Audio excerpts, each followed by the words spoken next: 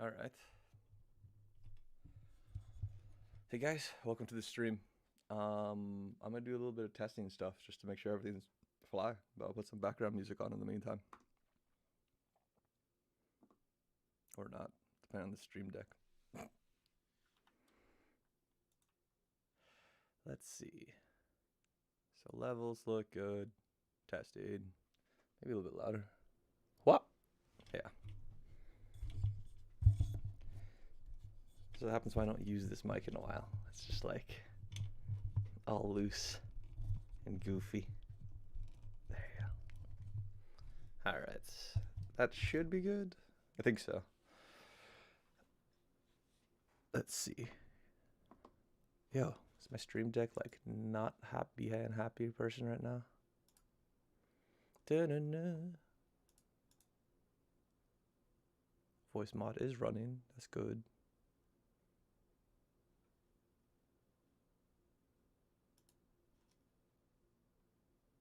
Am I just super low on volume here? What's up with this?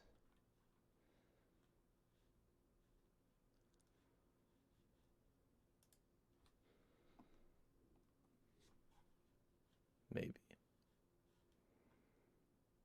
It's super strange. Okay. Hey, what's up, Ali? How you doing, dude? I'm just doing some quick setup stuff. Some of my stuff decided to stop working, so we'll see what's happening.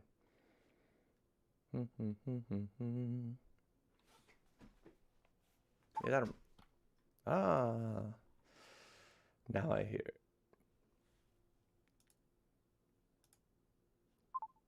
Okay. So, the keybind is fine. Clean. Bass fine. Let's see. Soundboard, we're good. Testing. Okay. So it's working both ways. Dope. There we go. Voice mod was being goofy.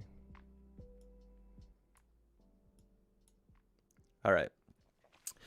So today we're probably going to be going over Kickstarter stuff and Indiegogo stuff. But again, it's super open in terms of the topic. That was just something that I wanted to have in the background because I wanted to stream. I haven't streamed in a little bit. And, you know, I'm editing a video that I came from Aspen. So before Sunday, I wanted to get something out just to make sure I'm keeping in touch with you guys. And I've been keeping in touch with you guys from, like, you know, different stuff like Instagram, Twitter, things like that you guys message me on. But yeah. So Ali, what's Kuwait Liberation Day? I'm actually not familiar with it. Let's see. Or how do you celebrate it? Obviously I understand what it is, but how do you guys celebrate it?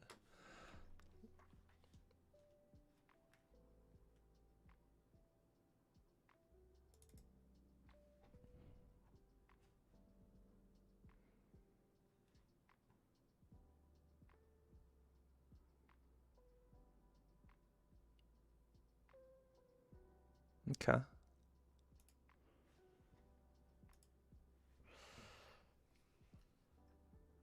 Interesting. So I'm just reading about it a little bit. But yeah, how are you celebrating it? Just hanging out? Family stuff? Is there a celebration going on in your city? Let me know.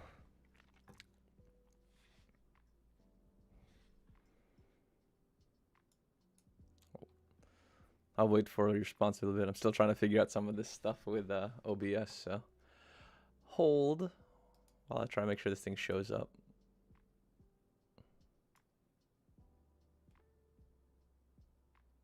There we go. My layers were off.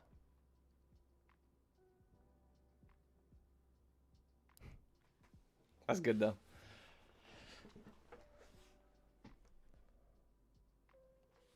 What time is it over there?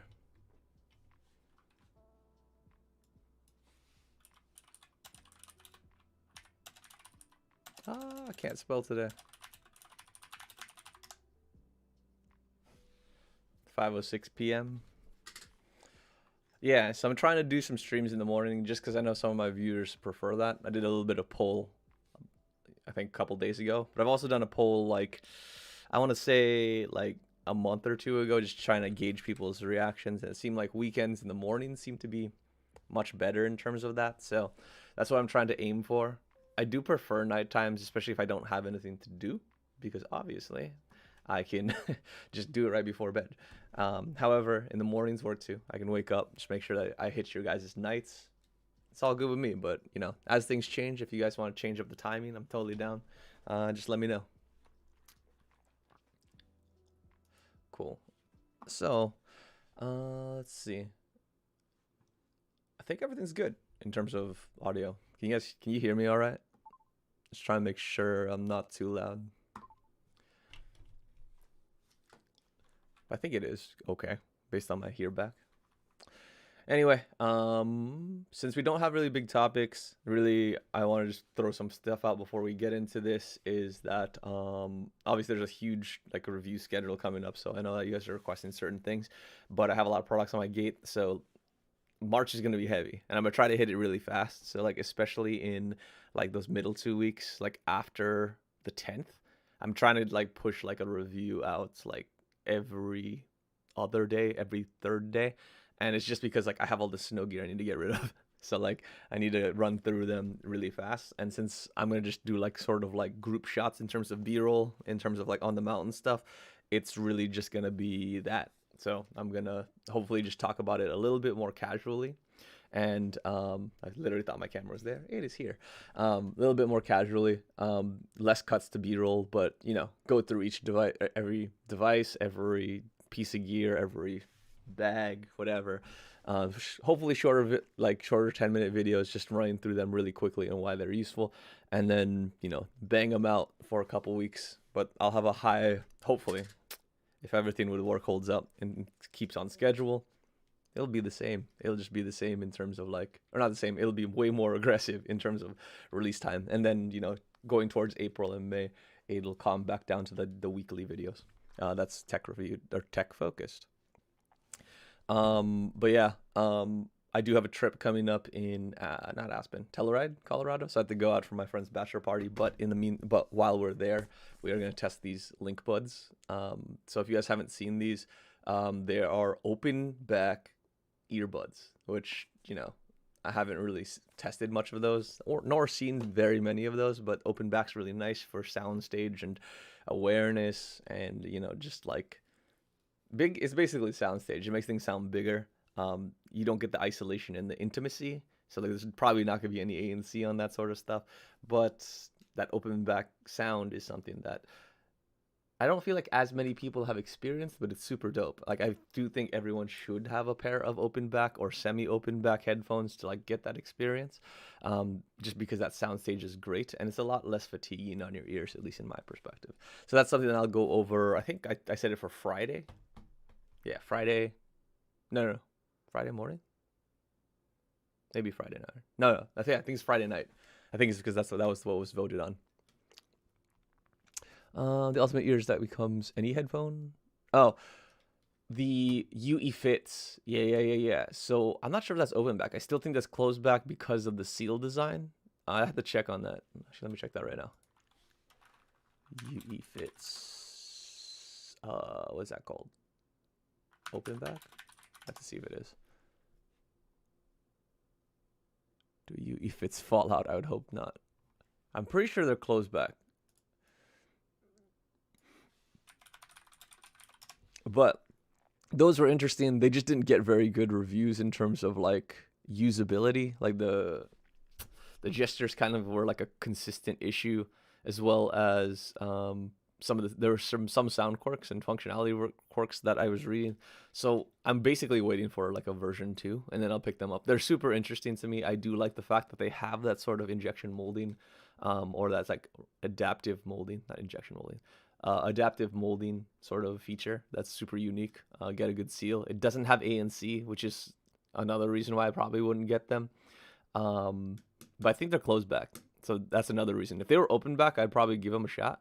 But they seem to be closed back. Go to give a seal and like use passive isolation. in terms of like blocking out the sound. But I would like to see an ANC and transparency mode on that, but I don't believe that that's there. So that's the reason why I didn't pick those up. But hopefully they seem to be going a lot of press. They have the Willow and Jaden promotion going on right now, which they look super dope. It's just there's just some quirks about it that are holding me back. Yeah, definitely waiting for the number 2s, golly. But yeah, so like if you're interested in the Link Buds or open back earbuds, that'll be coming, I'm pretty sure, Friday. I haven't scheduled it yet, but I think that's what the poll said. Let me check. I need a different window. What are we doing? YouTube, community tab. Let's see what people are responding. Channel.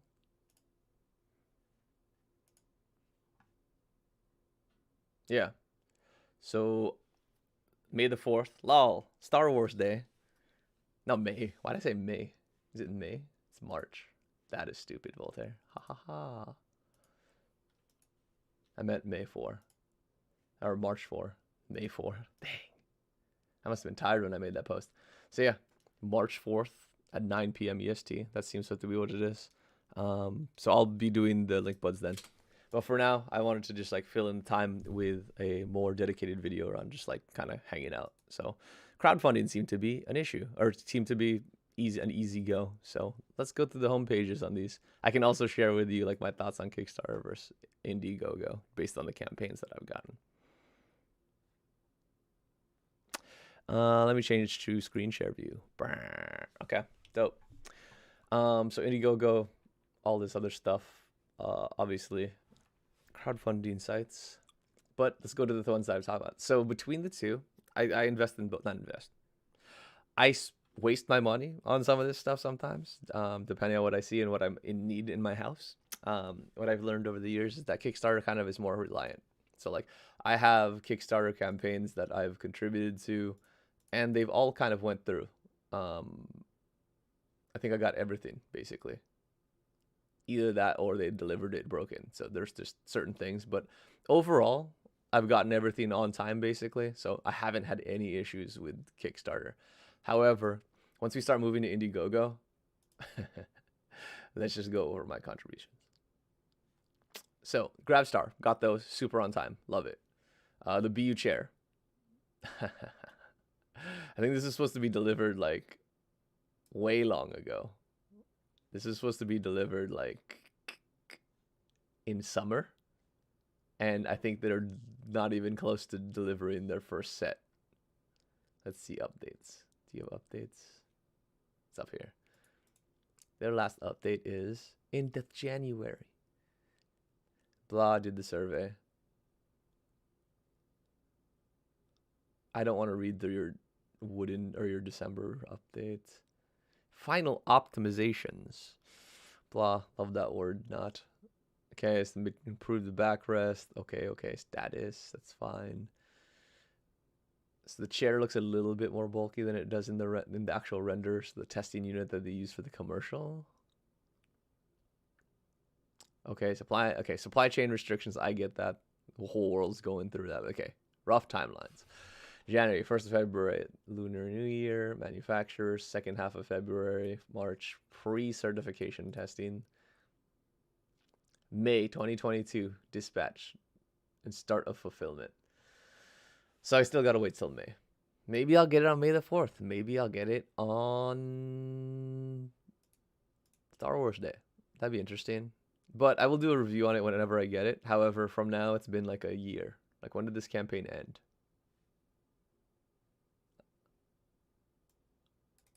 2020. Ha ha ha.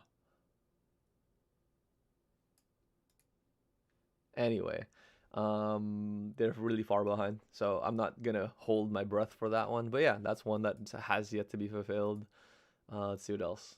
The cold Conda strap, got that. I did a review on that, so if you guys haven't seen that, check it out. If you want to see a Kickstarter that had no fucking bearing behind it, because that crap was actual crap. It sucked. I am so surprised that ever got certified as like working, and what they did to get that to work on their commercial, because I don't have the heaviest setup at all, and the only lenses I could use with my Sony A7 III was like my primes, like my small primes, not even my big primes. Like if you put a Sigma prime on that, that thing would like crash and die. It didn't work with my zoom lenses, but I was like, okay, maybe it's too heavy, even though it's not. So like my setup was like under 3 pounds, I think, with the zoom lens, like right around 3 pounds. And I think it said it could hold 4.5 pounds, which was like, okay, cool. I'm way under the limit. It shouldn't have an issue. No, it was immediately falling. So like the only lenses that work with it are like my Voigtlander. So if I use like a really small prime lens that doesn't weigh that much, even though this is a little bit weighty for a prime lens, it'll work fine. But if you do anything long or heavy, you're kind of screwed. So it's kind of it. Did I trash it? I might have trashed it, or I might have kept it to remind me not to buy dumb stuff like this again. But you know, the Hitch Bottle. This is another one that was an issue. So I wanted this for summer, just because like. So I bought this for quarantine. So I was going on a bunch of quarantine dates, doing a lot of field stuff. So I just felt like it would be easier to have this, because the reason, and I did a review on this before, and I think I did like a Kickstarter review or a Indiegogo review with all the stuff that I had purchased, and I was waiting on. But the reason why I wanted to get it is because like during quarantine, you know, doing quarantine dates, really the only place you could hang out was parks. So I was like, okay, it kind of sucks to bring like glassware, bottles, all this other stuff. So I was like, oh, this is perfect, because of the fact, like, where is it? Updates, story, continue reading. The reason why it was cool is because it was its own container. So like it had a cup, it was like all this other stuff. So then it was just very convenient. So like I could put a bottle of liquor or some wine in here, and put a mixer in the other one if it was hard liquor, and then I would be able to put like the cups, so we could like have like a nice drink outdoors, since all the bars were closed, and it wouldn't have to be necessarily awkward. So I thought this was super dope for the situation. However, we're past that situation. We are in 2022.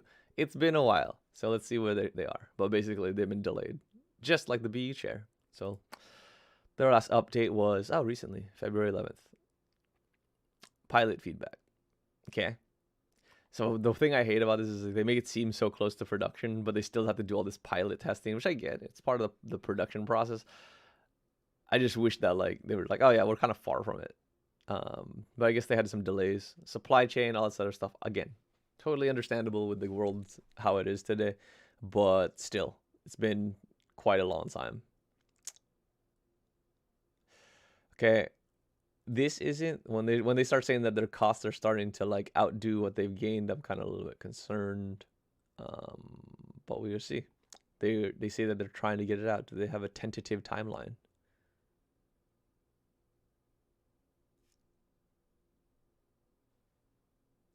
Giveaways. You're talking about giveaways. You haven't even given our products. Interesting. That's also not encouraging. They're trying to like build hype for something that doesn't exist yet, again, even though they haven't fulfilled on it. So this one, I have no idea. I'm just going to say that it may never come. So that might be sunk cost, but that'd be cool if it finally does come. The renders are a lot more bulky than what they promised, but you know, I'm down for whatever they throw, just because I've already spent money on it. So we'll see. The Tula Mics, obviously, those were great. If you guys haven't seen that review, I've done them. This is one of my favorite mics that I have, just because it's so easily portable. While I do like using this mic for like sort of vocal clarity and sort of more just more discerning, this is great for like sort of that more intimate sound, especially as it pertains to like B-roll. So like I mean most of my voiceovers and my videos I use this just because it sounds a little bit more full because of the nature of the mic. This one's a little bit more clear and I can kind of flex it around a little bit more, so that's the reason why I use it from a live stream perspective. But this is great, and especially because like if I wanted to bring this setup, I'd have to bring a Zoom HN and then, you know, wires and all stuff. This is just this self-contained, and all I need to bring is a USB-C wire with me. So it's super easy, especially since I've been traveling a lot for these snow trips, that I can get nice recordings on the go without much hassle. So the Tula mic is one of my favorites. That delivered on time, which is great. Let's see if there's anything else worthwhile. Blah, blah, blah, hippie watch, blah, blah, blah. Drop Expandas, those were good. Those were on time. All the rest of these were basically on time. These smart glasses I got from my dad. But yeah, like other ones, recently there's been a lot of issues, but like I've had some good ones, but maybe I just got lucky and picked the right Kickstarters to opt into. Oh snap, Kabuto kind of took a while. I don't know if I'll even want to do a review on that one anymore. But yeah, I just played around with it. But let's check out the home pages. Let's do Kickstarter first. Why not? I don't want to do a book. Made in Japan's always nice. I don't know what this is. We will find out. Fresh favorites. Well, let's do this. Looks like a lot of cinema and random Zen hands, which, boy, let's not. Okay. If you guys have anything in mind, like if you guys are doing, like checking your website for campaigns, you see something you want me to look at, send it my way. Otherwise, I'm just going to go through this and see what they have on their fresh favorites and then kind of see what strikes my eye. I have noticed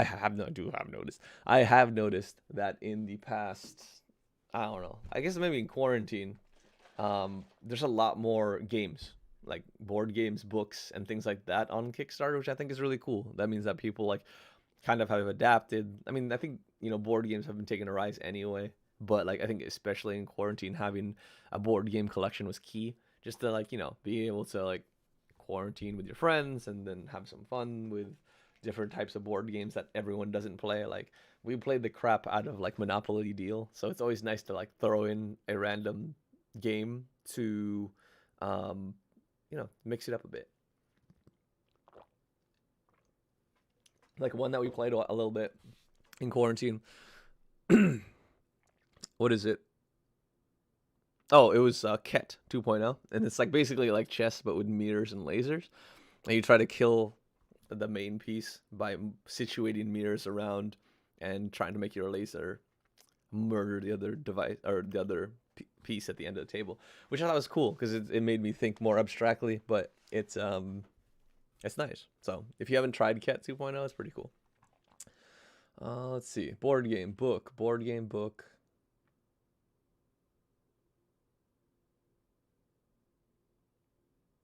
Break and hand light. None of these are really cool. Not. Anime. 3D fighter game. African luxury. I thought I saw something that was like tech focused. Let's see. So many. Was it on the homepage? Maybe they shuffled this. I swear there was something else here. Let's see. No, it's the same order. I guess they just shuffled it from when I was doing pre-roll on this.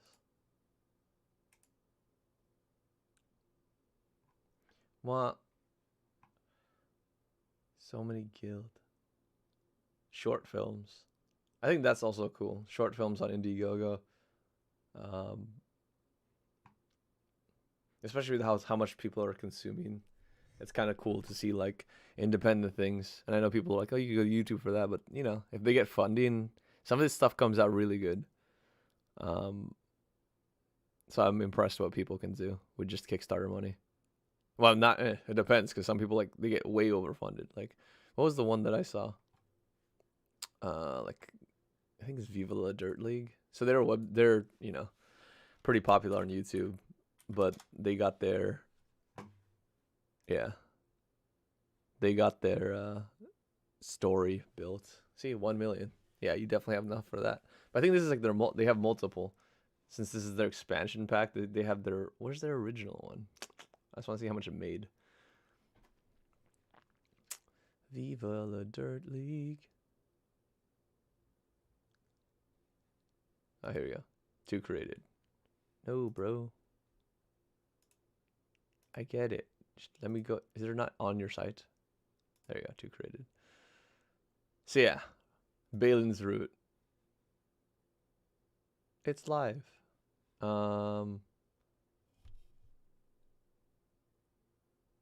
Let's see.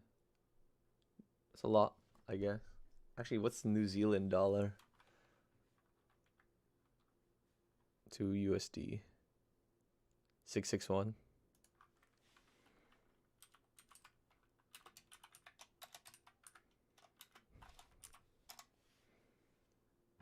Oh, like half a million. 445. That's not bad. Yeah, so they got half a million or around half a million for their first one, and it went live.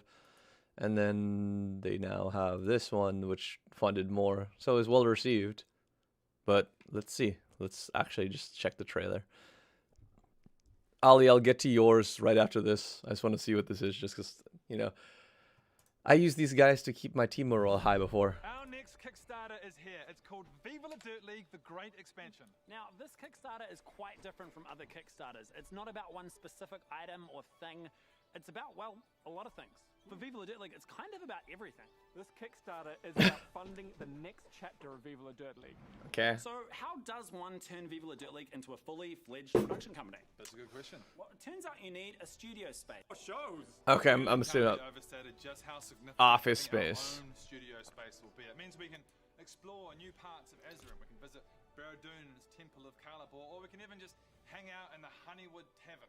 Having our own studio space means we can upgrade existing shows and we can build new sets for new shows.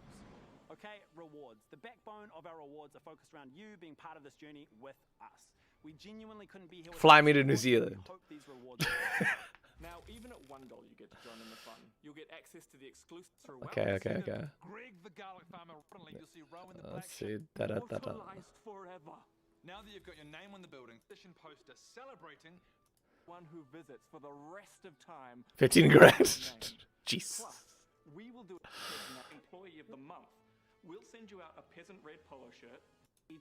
Of More physical rewards, and that's right. Okay. Dirt League as a company, So that's why it's more money. It was not because of, what do you call it, a new expansion to their old story. It was because they need to make a production company, which I get why that's a lot more money. But let's see what they go with it.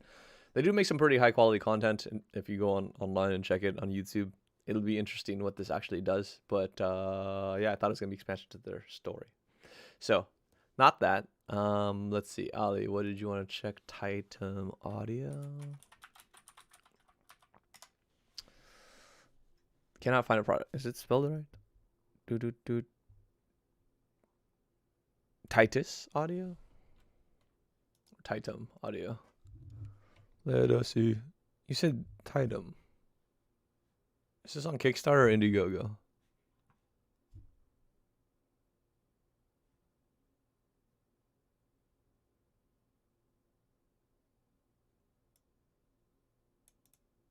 Trying to go website. Oh, it's on Indiegogo. I'm dumb. Sorry. Swap.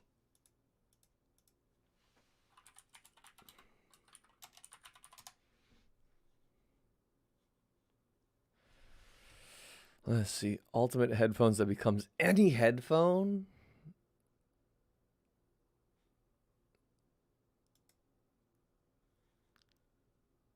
All right.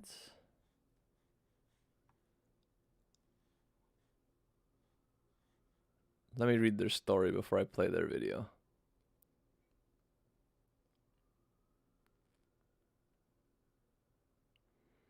If you want to hear 5,000 studio headphones without actually having to buy them, you can really tell your choice. Blah, blah, blah, blah. Interesting. It emulates other headphones, so it takes their sound signature. So this is like an EQ bump. Open the Titan app, add Bluetooth noise cancelling to hear which headphones you choose.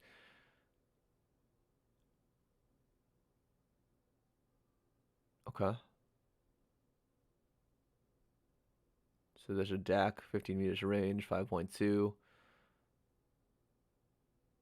15 hours battery life, a little bit low for over ears, but okay.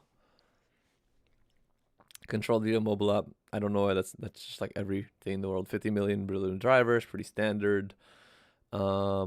Supports lossless high-res audio, and it has Dolby Atmos. It's funny, a lot of people have been bringing up this Dolby Atmos for me recently. If you like movies, yes, Dolby Atmos is great. For like a music codec, I don't know what it's going to do for you unless you have those sources. But yeah. What are the codecs that it has? Do you have like DEC? I mean, do they have like a... Okay, the DAC is a good stat. Yo, is there like a codec thing? Codecs. No? They're not explicit on their codecs. So yeah, so like Dolby Atmos is a good feature if you like movies and games. Super dope. I don't know what it has to do with music that much. To me, it doesn't do all that much for music, but some people are dying on a cross for it. So things like a lot of the Apple devices have it. So like things owned by Apple have the Dolby Atmos spatial, like their spatial audio, which is really cool. If you care about that, especially if you're doing into like VR gaming. But if you're just like a music listener, I don't think you need that feature, and the actual other codecs that you use should matter more from your music perspective. So some people have been asking me about Master Dynamics versus the AirPods Pro. I'm still going to say Master Dynamics, just because even without the Atmos, it should have a better frequency response, have a better lower end, things like that.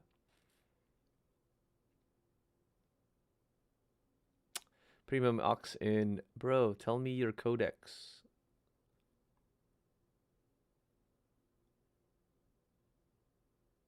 Ooh, 6-time Grammy Award winning. Best sound engineer. So it has backing from decent people.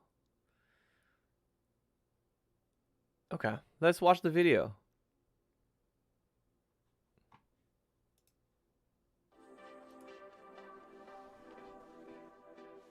Have you ever dreamed of owning many great sounding professional headphones, but the price is just out of reach? Our revolutionary Titan headphone allows you to match the exact sound profile of any other headphone and apply that same sound profile to your Titan headphone. Okay. For example, if you want to hear what a $5,000 studio headphone sounds like without having to buy them, you can. Yeah, they literally just typed out the the headphones icon on the app, and Titan will use its patented technology to match that headphone sound profile exactly, meaning that one Titan headphone can literally become any other headphone. But becoming is not enough. Titan can... This looks strangely familiar. It's like a weird mashup. No, actually, like this is pretty close to the design of the Bose Quiet Comfort. exceed the functionality of the emulated headphones. For example, if you emulate a wire-only headphone, Titan will allow you to add Bluetooth and noise canceling. That's the thing that's going to be an issue for me. Is that, like, as much as this is cool, okay, you're changing the EQ around to match its sound signature, the frequency response, etc. But how are you going to do that? Because, like, you have 50 million Beryllium drivers, which are just like that. What if you have, like, a planar? They're going to sound completely different. So, like, I get it to an extent, but if the driver in itself is physically different, how are you going to emulate that? That's... I'm not sure how real that a reality is. And also, like, they're like, cool, you can add noise canceling and stuff and wirelessness to that stuff, but, like, the benefit of, like, wired audio is that you can get closer to lossless. Like, over wireless, there's a lot that can come in between it. It's not perfect to this day, even with some of the more lossless, like, codecs like LDAC. So I'm not sure about that one. To the emulated headphone, meaning you can hear what the emulated headphone sounds like connected to any device.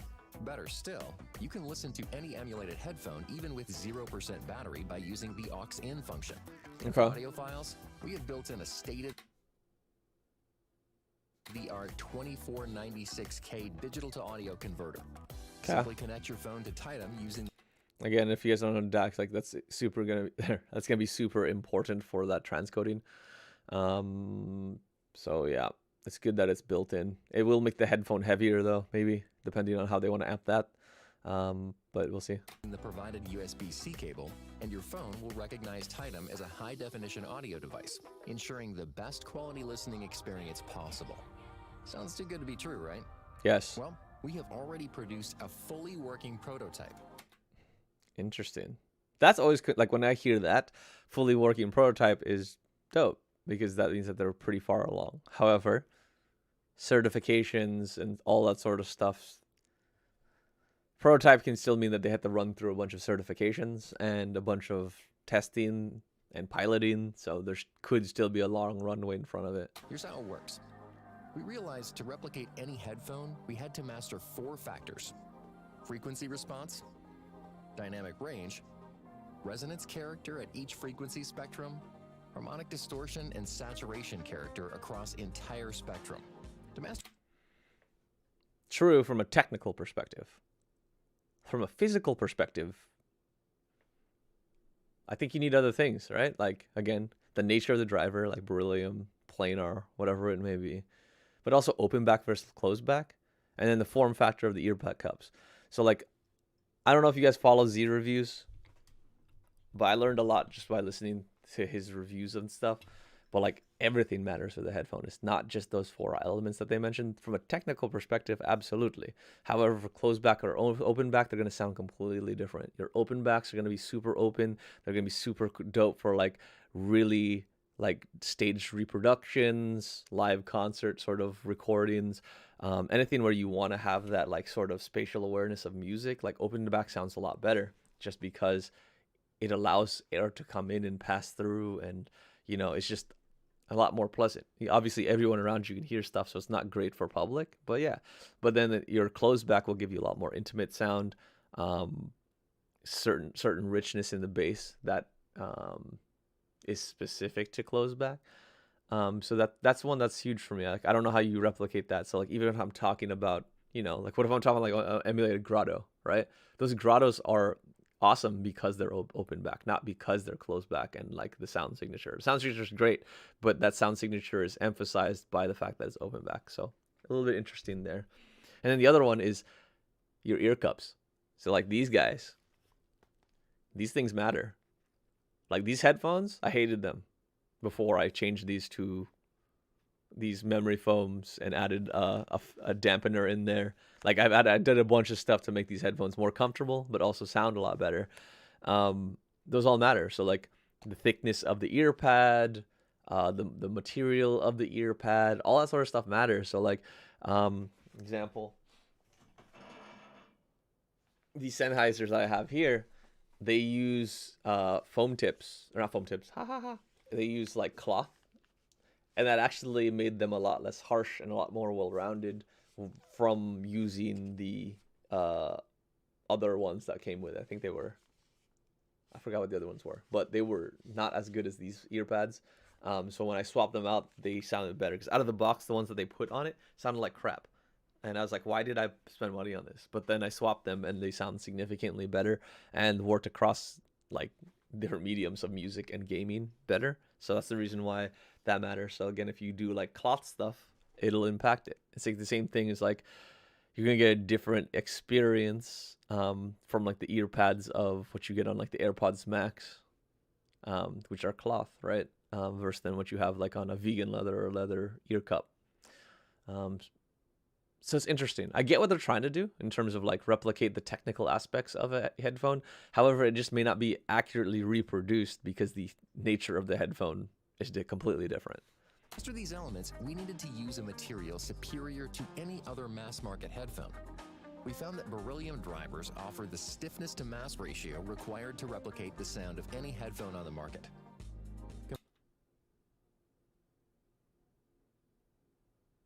Berylliums are pretty standard.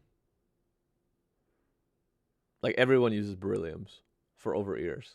So like maybe that's why they're saying that, is because most of the market is berylliums. But I guess the biggest thing for me is like, is it really any headphone, or is it just like certain headphones? Like, is it every Beryllium driver headphone? Because that would make sense. Like if they just take off all the planars, then that would make sense. But I don't think you can do a replication of planar over to just berylliums. Combining beryllium with huge 50mm drivers, 50 millimeters, like a little bit bigger than normal. 40 is like usually what you see, I think. But I have some 50s. Yeah, I think my Sennheisers are 50s. Bluetooth 5.2, active noise canceling, and a state-of-the-art app, we have produced a headphone that can Windows Store, lol. Okay.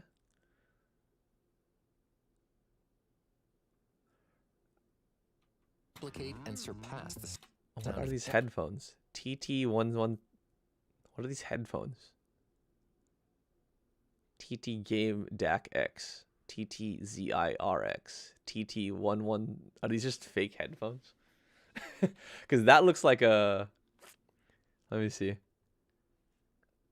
I'm losing names on my brain. But this looks like a Denon. I don't know what this is. This looks like a premium headphone. That's not a gaming headphone. But I like how they put that. I think these are fake renders.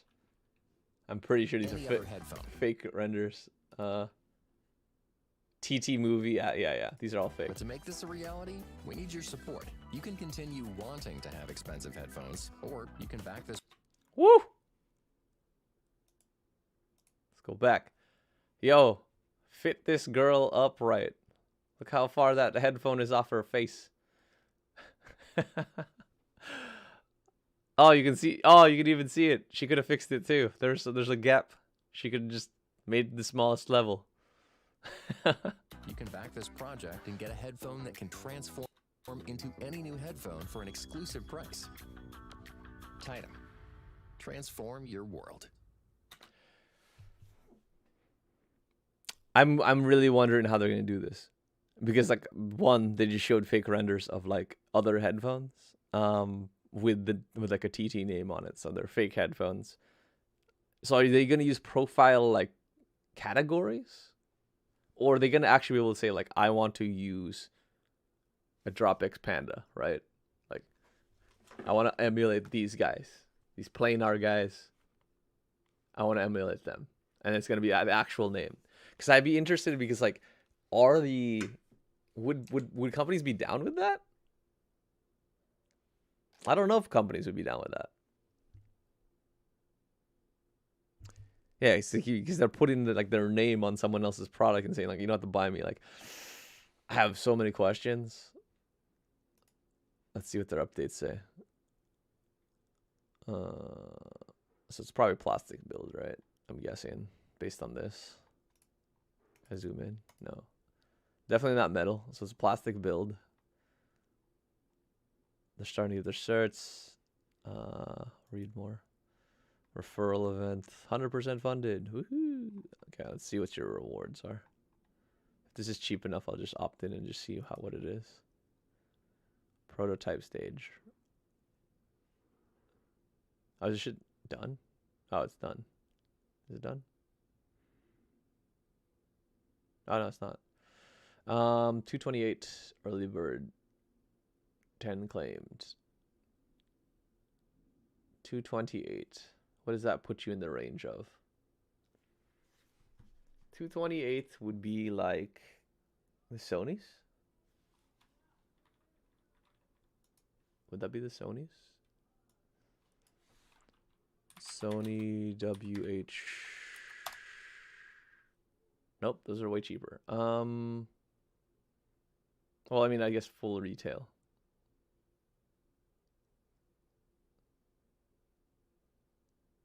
Really? They're that expensive? Why do I feel... No. They, like, okay, this is extremely more expensive than they're like... On the holidays, you can get these things for like $270. Because that's how... I'm pretty sure that's what I bought mine on Amazon for. I got the Midnight Blues, $270. Like, they're not usually $50. So I'm going to say, yeah, they're going to be like around the same as the Sonys. Sonys don't sound the best, obviously. It's more of like a feature function. 228. And it's mostly app driven. I'm not sure I believe in this promise, though. Just from what I know about headphones, like, it's more than just the technicality of it. It's also the physical aspects of the headphone.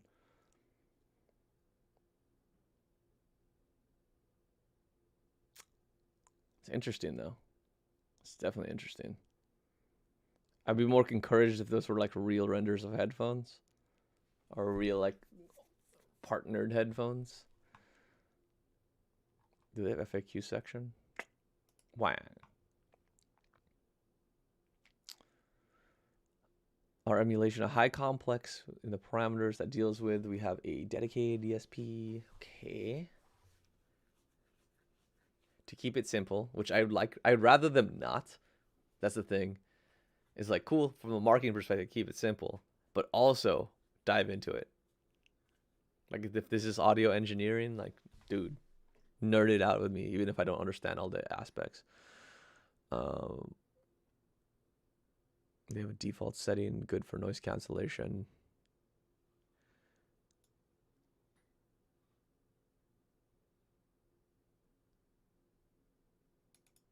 By design, this will result in superior noise canceling to almost any other headphone without this additional driver. So noise canceling works by analyzing the sound around you through the mics and understanding what is extraneous. So having an extra driver, is that just saying that it will mesh better with your music because of the fact that it will only drive, it won't use the same driver to bring in that extra noise or that noise cancel. So it won't deaden it through the same driver. So maybe it just sounds more natural. I don't know if it'll be the best because like I'm pretty sure Apple, Sony, and Bose kind of like have the crown on that one, and I'm just gonna say Apple and Sony right now, and no one's been able to match that for a while. I mean, they de-seeded Bose in my opinion by making a more or a less nauseating ANC, and yeah, they don't. I don't think they have a dedicated driver for it. So interesting.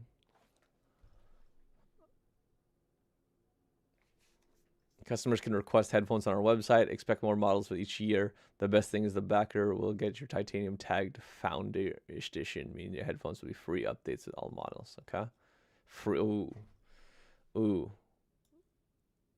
Where's that? Tagged with Founder Edition, which means headphones will get free updates models for all headphones for 5 years.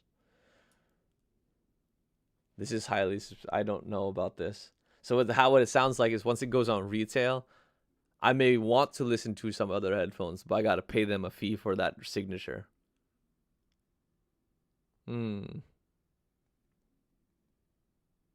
don't know.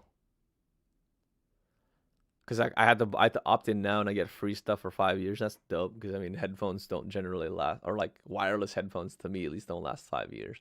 However, after I stop using them, that means that like if they are a successful company, I got to buy the full one. I mean, you have to probably opt into like a subscription service, which is something probably I don't want to do. Or I either get a subscription service that they're going to go to, or they're going to go to a model where I have to buy it ad hoc or a la carte, which would be super annoying because the whole benefit of this is that they have like a library of stuff that I can test. I'm not sure about this.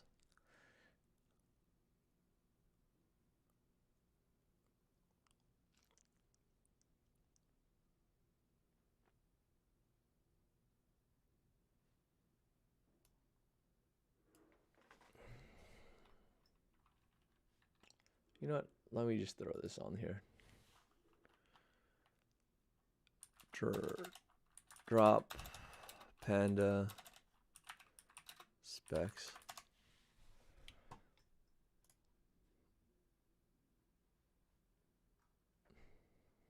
Because if I thought of one, I'd probably use this one. Okay.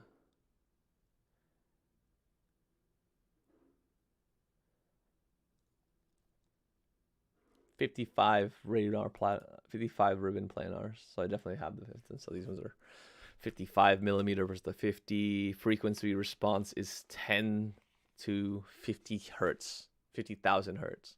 Frequency response on these items. Hello? Not that one. This one. Frequency response on these ones are 20 to 20,000 hertz or 20 kilohertz.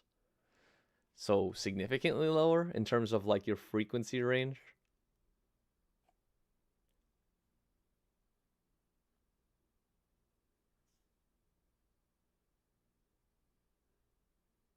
What's its overall though? Like if its natural sound is 20 to 20K, that's like pretty standard for low end, but like what are you gonna do when you have something that like that is like the Pandas and they're like super crazy? Or like not super crazy, just a more response.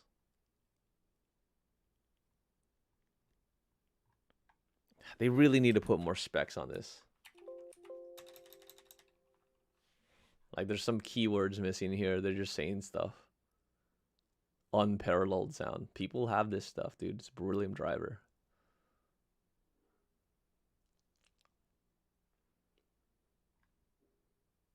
See, this is one of those things. Ooh, that looks like straight.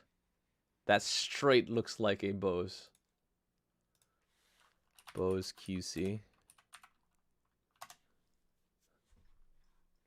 Ear cups.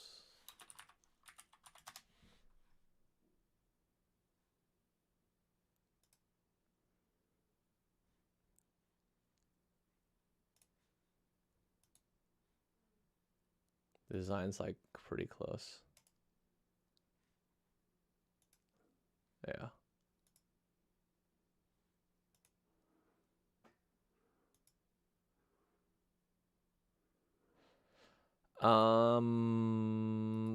I would say that you shouldn't do this. Yeah, there's a lot of red flags on this one, Ali. I don't know. It's very similar to the Neurophone idea, I would say, yes. However, I think that the benefit with the Neurophone is that like it's not trying to be other headphones. It is trying to be an earbud and an over-ear at the same time. But they did bring a special feature of that sort of immersion, which brings like a physical sensation around the listening experience. So I think that's super dope.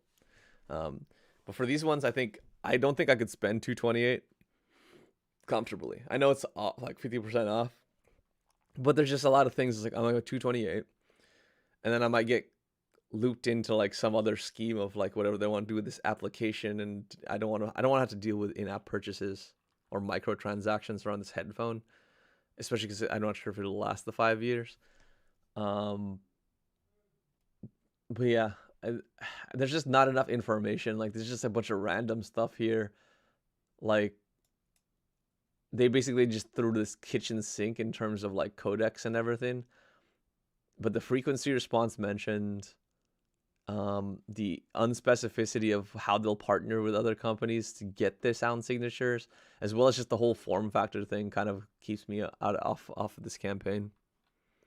So I don't think I'm gonna buy this one, but it's admirable. I like the idea. It's just the words they're using doesn't make me feel like they can execute. So I would rather wait and see this. Like for me, I would rather wait and see this thing like come full circle, and I'll spend the 500. I'll spend the 500 on a fully fledged product that makes it. I don't feel like spending 228 on this promise. I'll look at this other one that you said, Sentient Audio. Sentient Audio.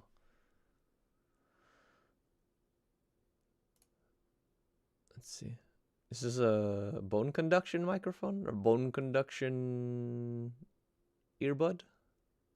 Ooh. Don't they have these though? Interesting.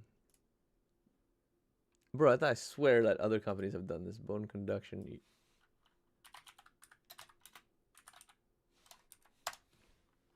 I've searched this. Yeah. Boom.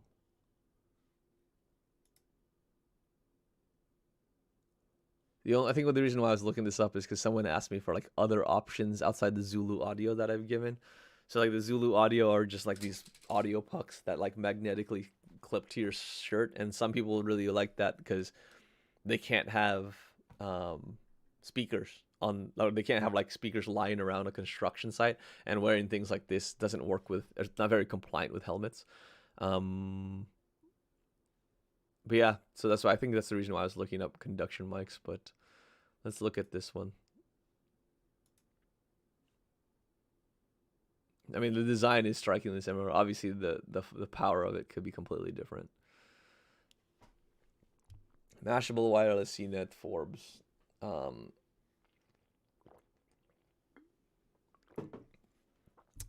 Is it fucked that I don't really believe in any of these what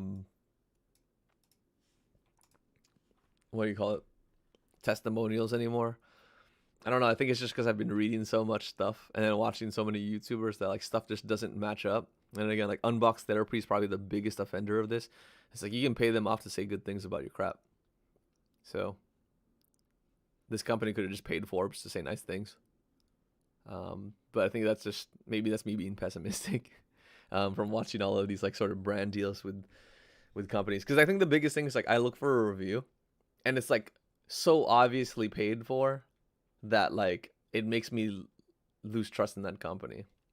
So I'll be like, oh, this sounds like a good headphone, blah blah blah, and it's just so like spitting of marketing and like no insight on like sound signature, no insight on like daily use. Like it's hard for me to believe those articles when it just sounds like they're just spitting off the specs and like marketing to me, and it's just very prevalent. I get it, these companies need to make money, but you're also deceiving your readers, which I don't like. That's why I prefer getting them from YouTube, but I can't always get that. Reddit's also a good place to get like kind of like actual thoughts on things. So sometimes I mostly go to those, but I'll read these articles every now and then. But let's see. Adjust the fit, which is good, especially for bone conduction. Ergonomic shape. I mean, the band would be the only thing that I would say like you'll definitely know that it's there. Be aware, obviously that's great. That's like the biggest benefit of bone conduction. 24 hours, pretty solid. Clear calls, that is something that I'd like to see. Bone conduction has been like infamously not great with microphones, but maybe they're doing a different function here. It's a reaction video.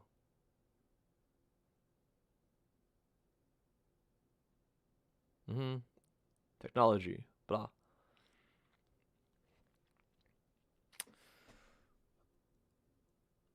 It says noise canceling while being open back headphone. Interesting.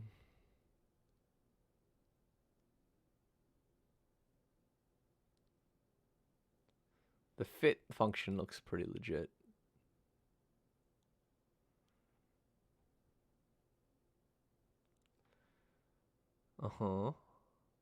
Application, of course. They're kind of big. They're pretty big. I mean, I get it, you need a battery unit, and bone conduction, you need that pad to sort of actually transmit. So you might not be able to get around size, but first shot is jarring. Yeah, it's like the size of a phone. All right, here we go. The other thing I'm going to be hard is I don't know like what the best specs are for bone conduction headphones. 24 hours, I'm going to say that's pretty good. Getting through a day is always nice. Titanium frame, 2 noise canceling, RF shielded, low distortion. And like, what do you even call drivers? Like, what do you call drivers for? I need to take my pills. What do you call drivers for bone conduction? Because they're not going to be like, you know, dynamic drivers or planar. Like, what do you call these things? Touchpads, yes. Got a working prototype. Let's do a walkthrough. Let's watch this. Hello, everyone. I'm giving you Hola. a little tour of the Sentient audio headset. Oh, I can't open this? All right, I'll open the window. Now, this here is a prototype, but we are using it here at Sentient headquarters every day and all day. So first of all, I'm just going to show you just how flexible it is. Look at that flexibility. So It's flexible. also adjustable. You can pull it out here, push it in, so it fits on your giant head or your tiny head. In my case, a giant head. Now, we're gonna.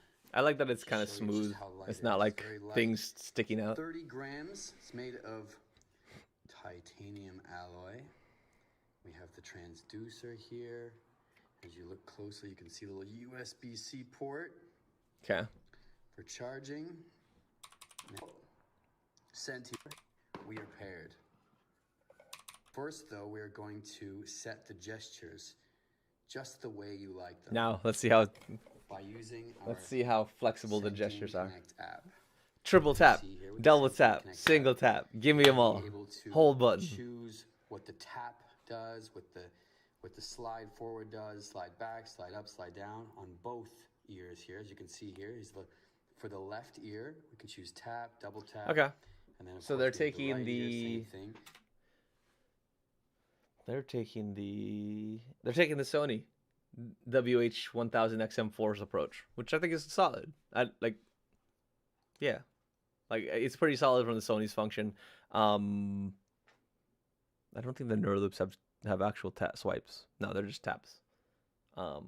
Although the Neuraloops, they have like a dial for volume, and I think more headphones should have that. That's like the dopest crap. Like they use it for volume as well as like balance between ANC and noise canceling. Like that's the best implementation of volume and ANC toggling I've ever seen in earbud, headphone, whatever. I think more companies should use that. But the swipe up, swipe down, left, right, tap, tap, those are dope. I don't know why more companies don't just give us all those gestures or something that gives us all that flexibility. Because again, I don't want to pick up my phone. I want to just live, like if I'm using Bluetooth headphones, I want to be able to just do everything on my Bluetooth headphones. So let's say I want to, give a new action for the double tap. I click on here, I edit the action. Let's say it increases the volume. Bang, just like that, we're ready to go. It now increases the volume with a double tap. All right? So that is the Sentient app. And that enables you, as you see here with the two pads here, track pads, you can do gesture forward, up, down, double tap, back. And yeah, it's both sides and gives you that all of that availability there for you. So now we're just gonna do a little sound test to get an idea. Of course, this sound is just for you, German, and we're gonna just play a little. What is this test? What is this test? Did I miss something? Is he putting in this bone conduction on a coffee filter box? What are we looking at here? Let's go back. And this German coffee filter box is. What is this test? And we're gonna just play. Why? What is this test? What is this test? Perfect. And we're gonna take it out just like that, all right? And that's how the bone conduction works. It's gonna go on there, give you a nice little sound. What is happening? Why was that the chosen method? That we've been having Why? here at Sentient Audio. That's so wild. What the hell is that? I've never seen that. Bro, what is going on? Anyway, Sentient. Oh my lord, I don't know what that was. I don't know what that was.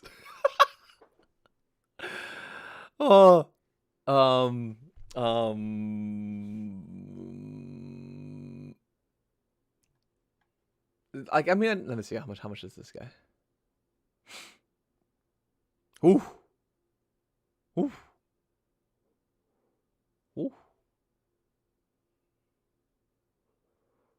Ooh. Okay, let's play the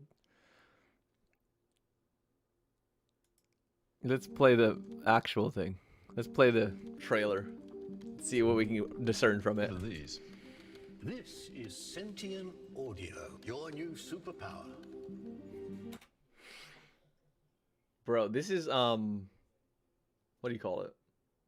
This is very reminiscent of the Kabuto trailer, where it's like, oh, it's like secret agent, blah blah blah. I'm wondering if it's the same production company. Bro, why do all these companies just like, you want to be like James Bond? Check out this technology that I made. Like, Where are the earpieces? Ah, that's the thing. There are no earpieces. It uses bone conduction to deliver top quality audio, all the while keeping your ears available. Now, tap the side. Whoa. Exactly. The sound is just for you. No one else can hear it. Your voice is transmitted through cutting-edge microphones with noise cancellation. You can configure the headset using the sentient You can configure the headset with a coffee filter box. That's what we learned in the overview. Connect app. You can also make calls from anywhere. Hello, darling. Hi, honey. I was thinking of having the neighbors over for dinner. What time do you think you'll be home tonight? Super Bowl commercial. This is an emulation of a Super Bowl commercial. I should be home around. So I'll tell them to be here around 8. More like 8:30. Voice assistance is always accessible. Start the car. Start the skate playlist. Let's go native. You can listen to podcasts. Why wouldn't you just use your car audio? But I guess if he stole the car, I got it. Yeah. Repeat the sentence. Mi abuela va de compras. Mi abuela va de compras. This is our latest tech. Put it on in the morning and forget about wearing it. Like a wristwatch. It's easy as that. This might be your best invention yet. Bring that back to me. I know you can hear me.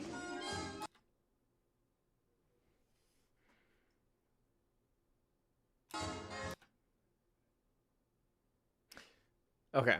I'm gonna assume that he's just playing music, so he's saying that like, oh, not like I'm zoned in. I was like, there's no way they just said that that's noise cancellation, right? I'm pretty sure they're just talking about music. If they're saying noise cancellation, I'm like, open ear for a reason, bro. But I'm guessing, you know. Sentient audio. Your new superpower. Hi, my name is Imrich, CEO and co-founder of Sentient. Explaining the Sentient audio experience using just words doesn't do it justice. So we invited 14 people to try out the headset, and you can find their reactions in the video below. I know you will love the experience. We have been wearing and testing the Sentient audio prototypes for more than half a year. So get it now for a special price, and it will be shipped to you in September. It's like playing in my fucking mind. High-tech headphone device. I don't understand where it's playing from. Or low-tech brain implant. Yeah, I can feel that in my bones. My ears are unplugged, so I can still aware of my environment. Is there like a microphone built in? Hello? I'm at the White House. Feels like a Black Mirror episode. Aw.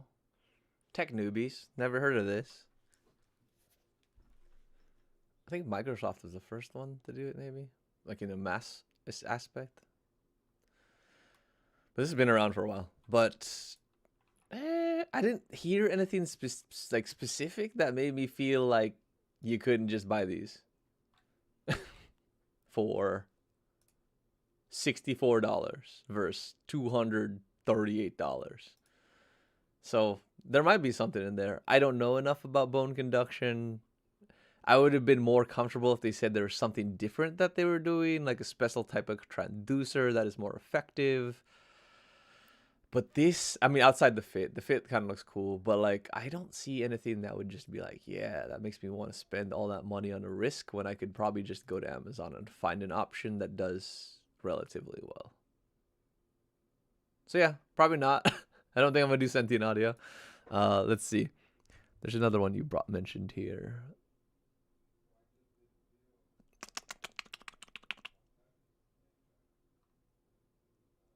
Oracle Audio open headphones. Let us see.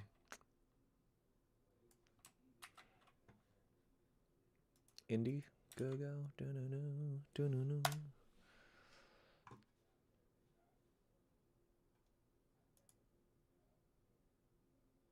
Okay, let's start with the video on this one. Funded in 3 hours. Oh, wow. Ooh. It's like your whole body Shot on iPhone. is like feeling the music, not just your ears. It's like almost the same as being in a concert. They're really alive. We were wondering, why is it that Why is all of Nordic high-quality countries? headphones always have to block our ears? I'm Pedro, the founder of Oracle.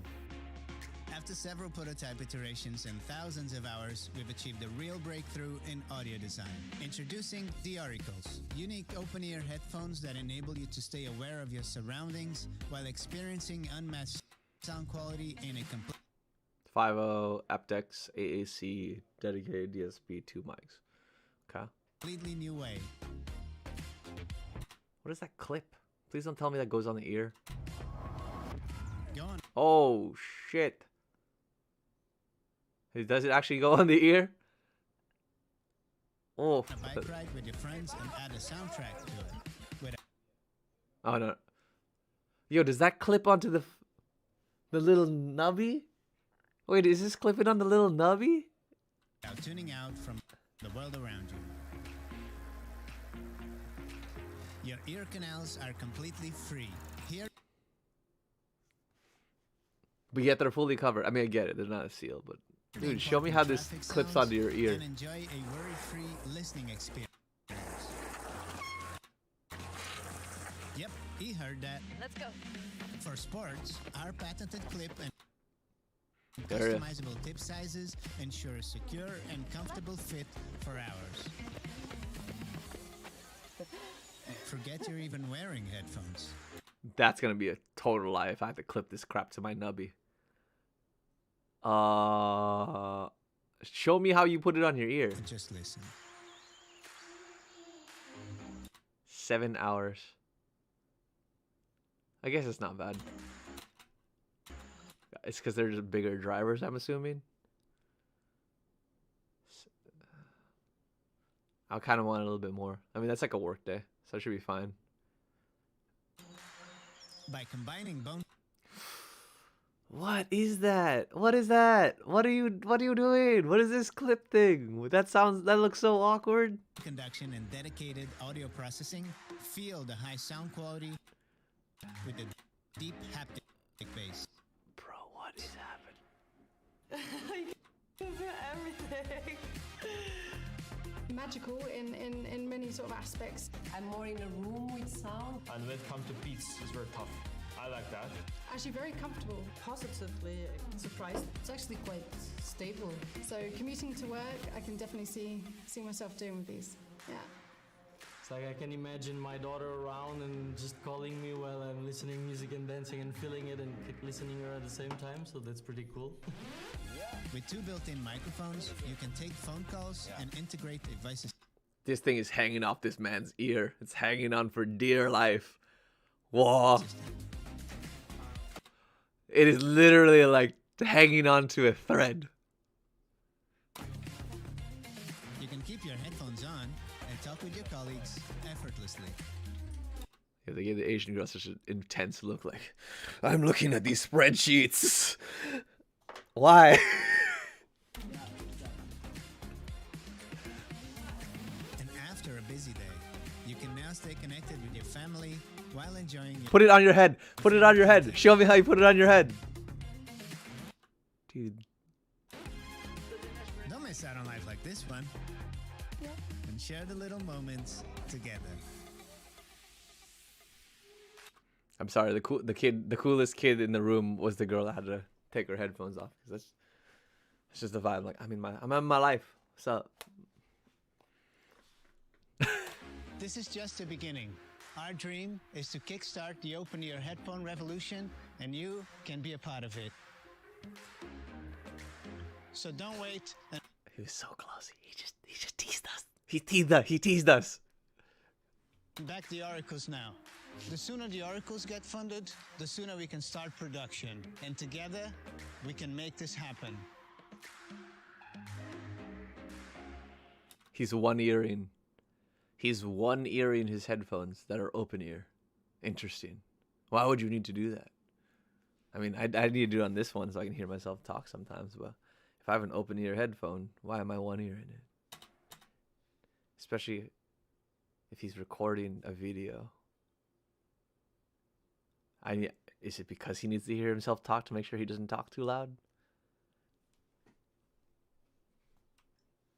Maybe they're more encumbering than we thought. Or maybe I'm just overanalyzing these videos. Okay. Let's see what this thing says.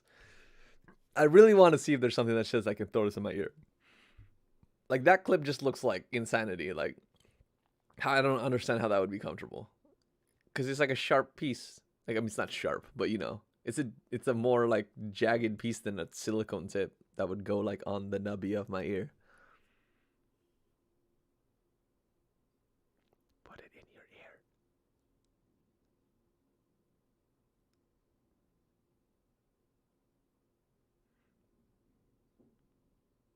Okay.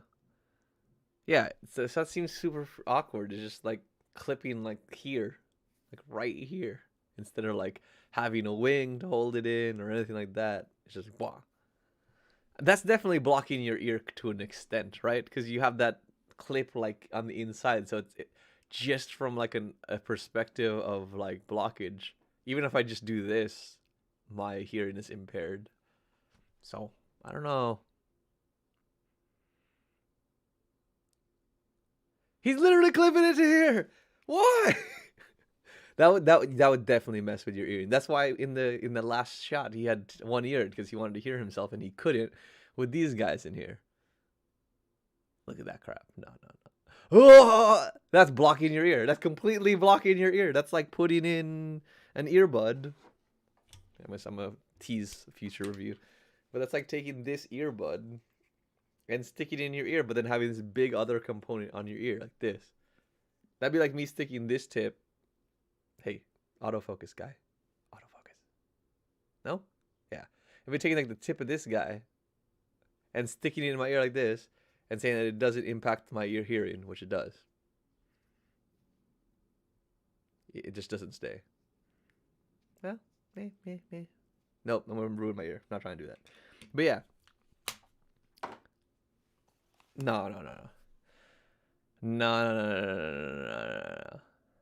Let's take a guess. How much do I think this is? If the bone conduction and the other audio device was 230, I'm gonna say this is 175. If it's in the 200 range, get the fuck out of here. Okay. It's under 200, so I guess. But even I would not buy it. I'm just saying that I can tell how these marketers would price their crap. But yeah, no. I'm gonna say no on that guy. No. Woo! They're trying. I get it. Open ear super. Like I love open ear. Open ear from a headphone perspective is beautiful. It just has so much benefits to it. And I get it. Spatial awareness, or not spatial, like it's, your surroundings is really cool to have. That's why a lot of these earbuds have transparency mode, but have a natural open ear is more secure and it has its own benefits. However, that's the reason why these link buds will be very interesting whenever we get to them, just because of the fact that I haven't tried open ear earbuds and they've actually gotten some decent reviews, so we shall see. But yeah, let's see what else is on this homepage, guy. So discover recommended for me or projects we love. Let's do recommended for me. Wow, I buy one deck of cards and they send me all these deck of cards.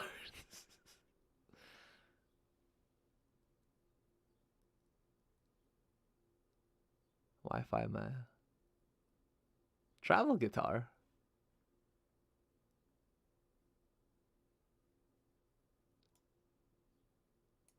That's kind of interesting. 100% funded in one day. Video. Nothing can really go wrong with this. There is a little locking mechanism here, so when you unfold it, pretty quality Bluetooth speaker. You can do a mix mode where your guitar and your Bluetooth audio will come through at the same time. It actually saves tracks in here. It's just so clear. Can you believe that? With a foldable body. This is like kind of like those violins that Detachable are like rust this. frames for a personal touch. Beautiful sounds ringing the strings over. I mean, to be honest, people have made like actually good sounding guitars out of like steel or like, what is it, like oil cans. So I don't see necessarily that this would be false.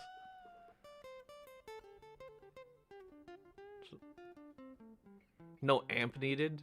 Where the hell is this speaker coming from? Man? Recording clean original Oh, sound. that's the speaker? That's the speaker? Then you're limited though. You're limited to the specs of that speaker. I hope you can amp it though if you want to.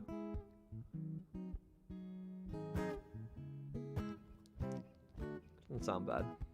Create your own guitar tunes with Mogabi. Mogabi is the world's first guitar. Why is with this a guy foldable screaming body at me for like extra this? portability. Not like conventional acoustic guitars that create sound through the vibration. Do you think this guy's reading off a script? I can't tell. I mean, he's just sounding so natural right now. Like, God, he must have been freestyling this bit right here. Like, what a natural speaker. Vibration of their body. Mogabi blasts its sound via a Bluetooth speaker. Easy to fold.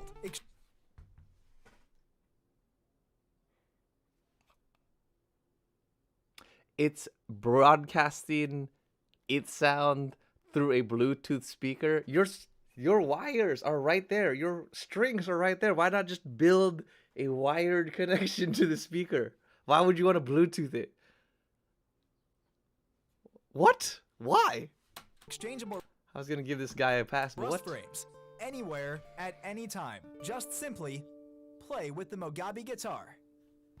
I gotta worry about latency and stuff like that.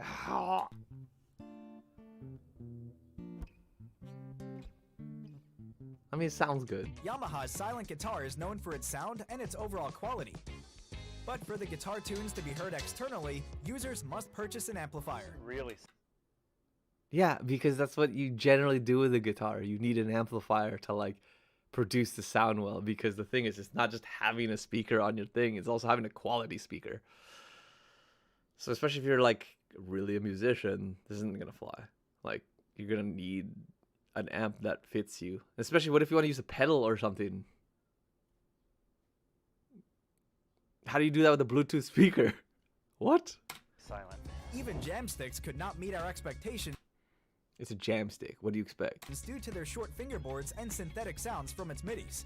So, based on the silent guitar users' comments and feedback, with a pre-installed Bluetooth speaker, there is no...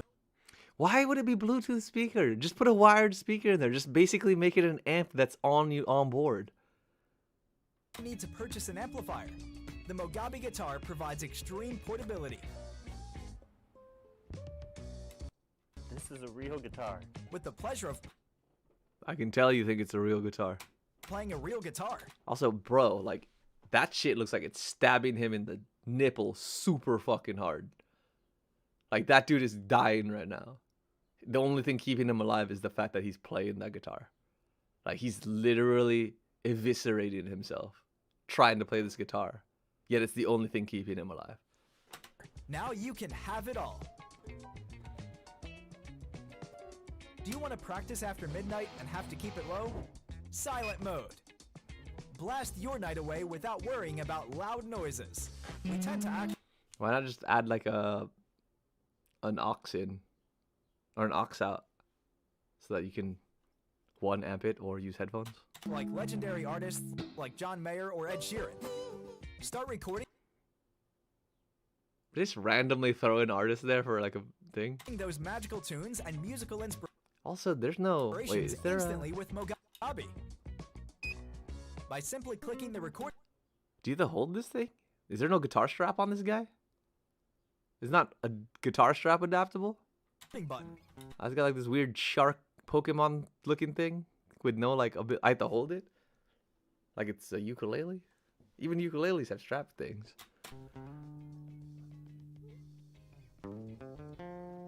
Mogabi only records only the pure sounds of the guitar anywhere without any other noises. The record features though. Multi-recording functions able users to play and record their tunes on top of any recorded songs. Since Mogabi is equipped with There an we go. additional voice recording function, Oh, with no. quality closer It has a mic in, but it doesn't have a fucking headphone jack. to perfection, and with more practicality. Record and create Like, the dope thing is if you can monitor through this. So like, even for me, like I have this set up right now, and I've set it up so I can hear myself, just in case I need to monitor. However, what else do I have that I can monitor through my Zoom. I can monitor through the Tula. I can monitor through most things that have a microphone on it. Why can't I? Why wouldn't they add a feature to monitor through this? Especially if you're an artist, like screw silent mode. Just give me headphones. Are they saying that? No, they don't even give you the Bluetooth headphone functionality. I wouldn't want that anyway. But like, dude, just add a freaking jack in there. Your own sounds.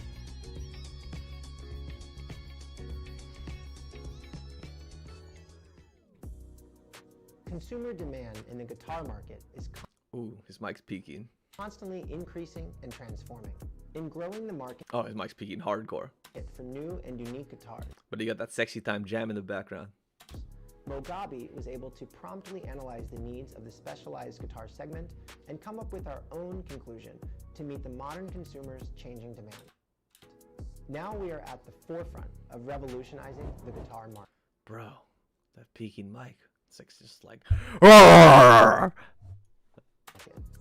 The instrument you want, the instrument you need, its name is Mogabi. Mogabi gradually evolved to a complete... Jesus Christ. Just, I don't know. Tune it down. Just turn it down or something. ...product after 3 years of sound quality testing with guitar sessionists. And through a full development of a prototype using an Is that harsh just for me, or is that harsh for everybody? Durable and decreased more than 60% of white noise from its previous version. When comparing acoustic guitars currently sold on the market, Mogabi sounds exactly the same.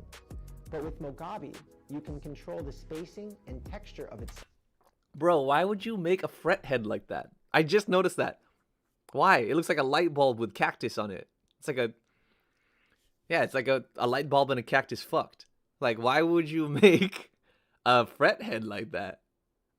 Like, just make a fret head that looks like a guitar. Like, that definitely doesn't make it more portable, right? Why? Trying too much. Trying too hard. Sound with a tuner and effector via an app. We're proud to say Mogabi has stepped over the limits of acoustic guitars. Create your own sounds with Mogabi. You will fall in love with its outstanding recording qualities and authentic guitar sounds. Brand new guitar, Mogabi. The last guitar you'll ever need, because you get stabbed by that shark fin.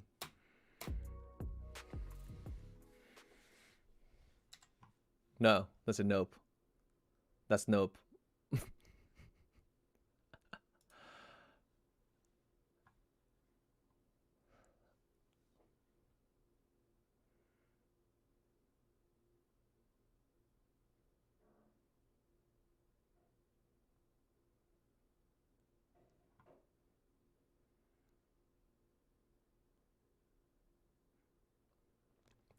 What was the ones that they like, projects they love? I'll come to that to Heavies. Actually, that Heavies one was a headphone, so we can look at that. Let's go to projects we love. There we go. Hybrid cocktail glass. I have elevated, so maybe they have something cool. CR scan lizard. So here's some tech. Now we're getting technology. This is what we're here for. Big Apple gifts and souvenirs. What? Like a company through here? Drawing.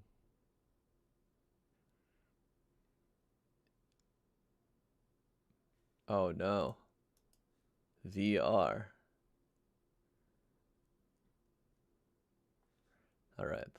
So that's a good odd up. Let's see what this one explore.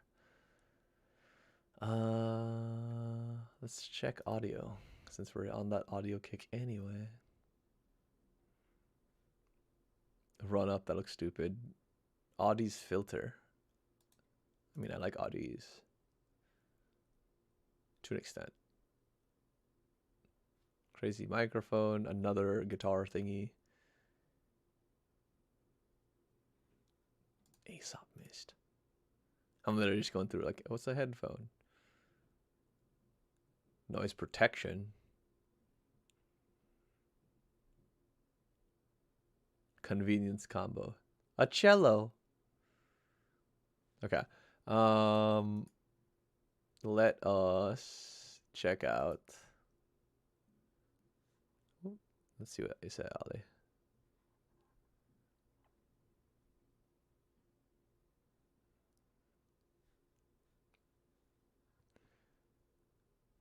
Heavies.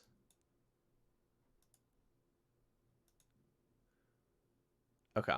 I'm going to do the Emerge Home first just because my company sent me 2 Oculuses and I haven't used them yet, but I just want to see if this is adaptable. Spoiler alert, the metaverse is not what we're doing meetings in the future.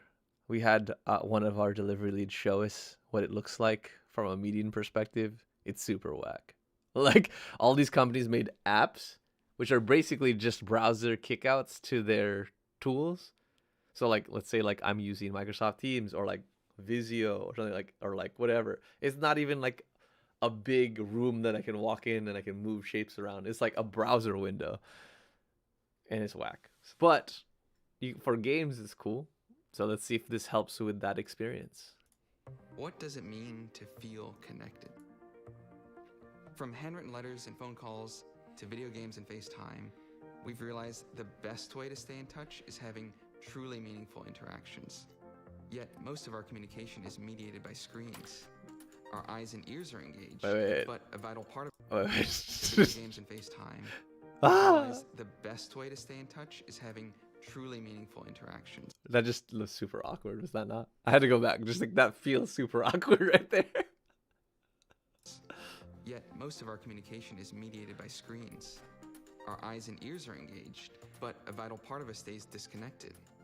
Our sense of touch. Feel what we believe to be the next paradigm shift in human interaction. We've created the first product that allows you to feel virtual content and human connections with your bare hands. Jesus. Emerge Home takes you beyond. As if the Oculus doesn't make you look crazy already. You should imagine someone walking in the room. The screen. With the magic of VR and the power of ultrasound, Emerge Home brings touch and emotion to virtual experiences.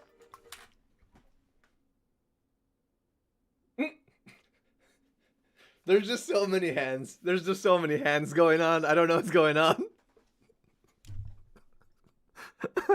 I'm gonna let it go. Immerse Home has 3 main components: the Immerse Wave 1 device, virtual social experiences, and a mobile application. The Immerse Wave 1 is a new tabletop device that invites your bare hands to be your controllers in the metaverse. Around the same footprint as a 13-inch laptop, it emits sculpted ultrasonic waves that helps you physically feel what you see in the virtual world. This mirror force field is tangible up to 3 feet above the device and 120 degrees around it. The Immerse Home mobile application is a handheld bridge between my brain's going 80 different ways. My brain's going so many different ways. I want to get someone's reaction.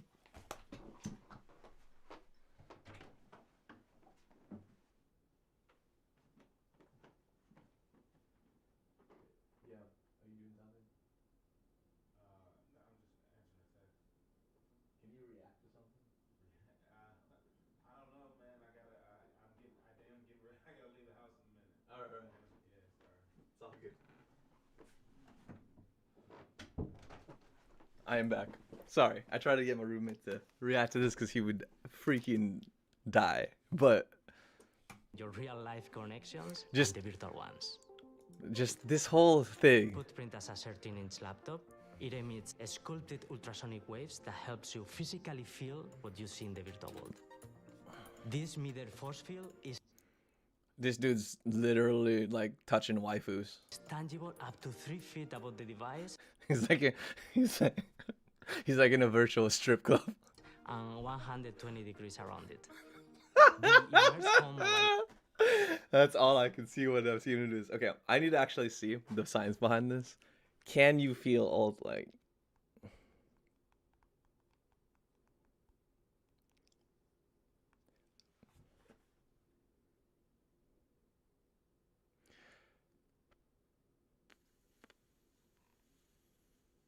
This is ultrasonic waves, right? Mirror force field is diverse. Around the same footprint as a 13-inch laptop, it emits sculpted ultrasonic. Ultrasonic waves. Can you feel ultrasonic waves? I see ultrasound waves, ultrasonic.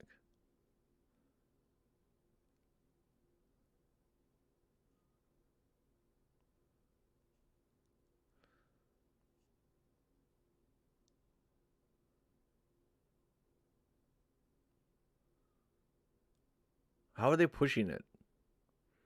So ultrasound waves need contact. Ultrasonic wave? No, ultrasound. Oh, so this is technology. Interesting.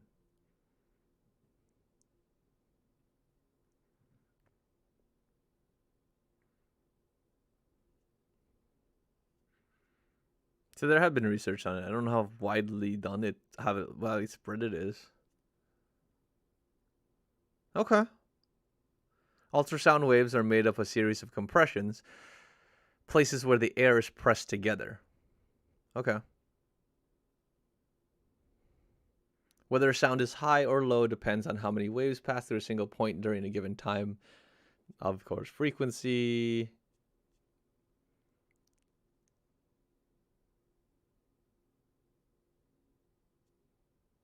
What else? Anything? 5 years ago, he was able to blah, blah, blah. Okay. So there's some science behind it. Not gonna shit on it. Waves that helps you physically feel what you see in the virtual world. One device and your Quest 2 headset. Customize your avatar, select your virtual environment, and invite up to 8 people to your inner circle. Okay. Turn the group chat into a virtual social gathering in the Immerse Home Quest app, where you and your inner circle can gather in the center to talk and interact in real time. That's gonna be interesting though, because it's a 13-inch with space like about a meter up and around and stuff like that. If you have 8 people in a room, how does that work? Like you have to like invade their bubble, and then like if there's a bunch of people in that, I don't know, that bump uglies real close. And here we are. Since privacy and safety are very important to us, you'll only be able to share tactile interactions like high fives or emojis. Look at the connection. With the people that you invite and trust. Because I know you're going through a hard time. So you know what? I'm sending love your way. You've got this. That shit was corny. I feel it. Yes. And because meaningful get-togethers are usually around fun moments, like bringing out a board game after dinner. Is there anything that will make you feel better? Sorry, my mind's going places. Is there anything I can... It's like the creepiest pickup line ever. We've created game rooms. Lord. Where you can compete or collaborate in a variety of tactile experiences that... I mean, I'll give it to them. They're doing a lot more than a lot of these companies are in terms of like the metaverse. I mean, it's like, it reminds me of like, I'm going back to the 90s in terms of video games, but like, you know, at least they're doing something. Take game nights to another level. I'll see you in the universe. Okay. Are you ready? I'm so ready. Ready. All right. Let's do it. Keep my hand there already. That's a wallpaper with 3D rendering. Boom.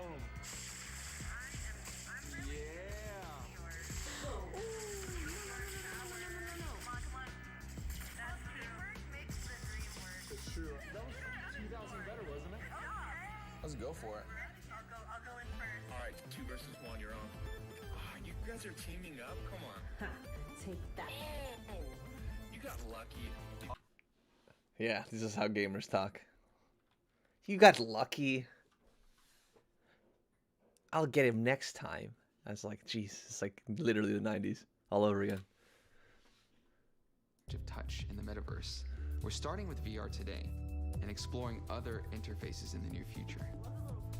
We're founded on shared immigrant stories and guided by human moments that help us feel closer together. Our excellent team of XR, hardware, software, and acoustics engineers have really developed a product that blends the best of 6 years of intense R&D. And over the past 2 years, we've listened to users as they try emerge. I find it funny. For some reason, every single Kickstarter uses 2 years as a benchmark, and I'm not sure what that means. Like, did they all read the same book and say that innovation happens over 2 years? Because it's always 2 years. Like, over the past 2 years, we've been dedicated. It's like, why is it 2 years every time? I feel like there was some kind of Silicon Valley book that everyone read, but 2 years is a very consistent thing when I listen to these videos. Home here in our office and in their home. This is absolutely Is it making was it making a noise? This is absolutely Oh, that's cool. Oh, whoa.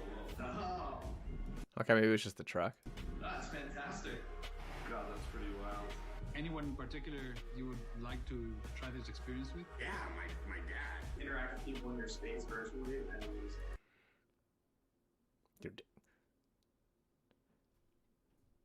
People love their parents. I get it. But my dad would be like the last person I want to do this with.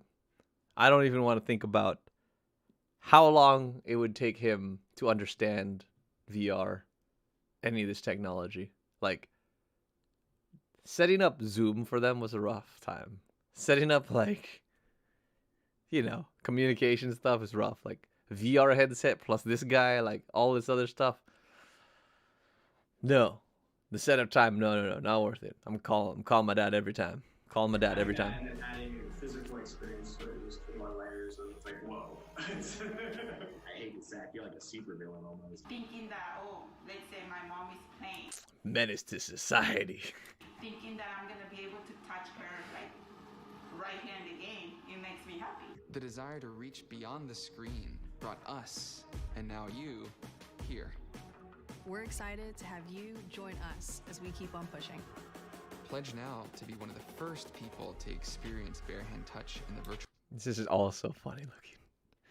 I think it's admirable. I think it would make sense as like that would be the next thing is like sort of some physical sensation that helps like round out the experience, because again VR is like doing it with audio, visual, sound obviously, but touch and scent would be next, just to like sort of round out the experience and make the immersion there. My only concern is that it's so small. Like if I'm really just saying like a meter up right here, it's going to be very easy for me to go beyond that realm of where that stands. So I mean, I know he was doing this, but I know like we know VR, you like move your head around. So like what if you like are like sideways of a table or whatever? Like I would imagine that you just need a larger, like a wider bar or a bar that wraps. Because you are going to be moving around. And then I guess this does kind of limit you to stuff that is just, when you're sitting down, because like there's a lot of stuff in Oculus that you can walk, right? Move around, and things like that. So I don't know how this would work really. I think that you definitely want to be able to make that higher, and I get it, with the more distance the sounds won't be able to travel as far with much accuracy, but like, you know, like when you're doing the boxing game, to get that feedback about like you're hitting someone, that would be dope. And I get it, this is really just building their own little metaverse, where you're using their application, their world, and sort of stuff that, you know, you can interact with. It's like basically an application that you visit and do their stuff with it. So that's why they can control it, right? They can control all of their apps are facing you within a certain diameter and height and all this other stuff. But the thing that would make this powerful is if I could expand this and augment this with other applications. So if I want to play a boxing game, I want to play a shooting game, I want to play a horror game, that the physical sensation there would be able to be transferred. So obviously this is just very platform specific, not platform, but, you know, app specific, which is fine. It's a good first step. I think the next logical step would either to be like, you know, increase the distance of it, and make it accurate to the extent, and then also just like make it more applicable to more of the mainstream stuff out in the VR space, just so that it can be adaptable and people can use the technology to get more use out of it. So like there's definitely like potential here. Whether they're going to be the ones to do it, I doubt it, but like it's a cool initiative that I think is a great idea. I like that they're trying to push the boundary a little bit. I just don't think that like this would be my first out of the gate stuff. Let's see. 450, yeah. No. That's a note from me. It's just like VR in general is just like very like new, and like I don't I obviously I think getting the headset's fine. There's still a lot of games you can have fun with, but just like this stuff that augments it, you just gotta let it develop. Let's see what happens with it. But there's just some limitations here that I said I don't think I could do with it, because then I have to have like everybody have one of these things. Everyone has to use that app. VR as a whole already is hard for adaptation. So like before it really gets adapted, like in say like 5 years, like this will be obsolete. So might as well just wait. But I appreciate what they're trying to do, because it might be the foundation for a bigger company with more funding to do something more with it. But it would be, again, the biggest ones are like boxing game would be a horror game. Could you imagine a horror game where you just like feel shit? That would be terrifying. That would be terrifying. You're just like playing a Resident Evil game and then something just snuck up on you. Oh my god, that would suck. Holy crap. But that's the ideal. I would love those sort of things. But I think that, yeah.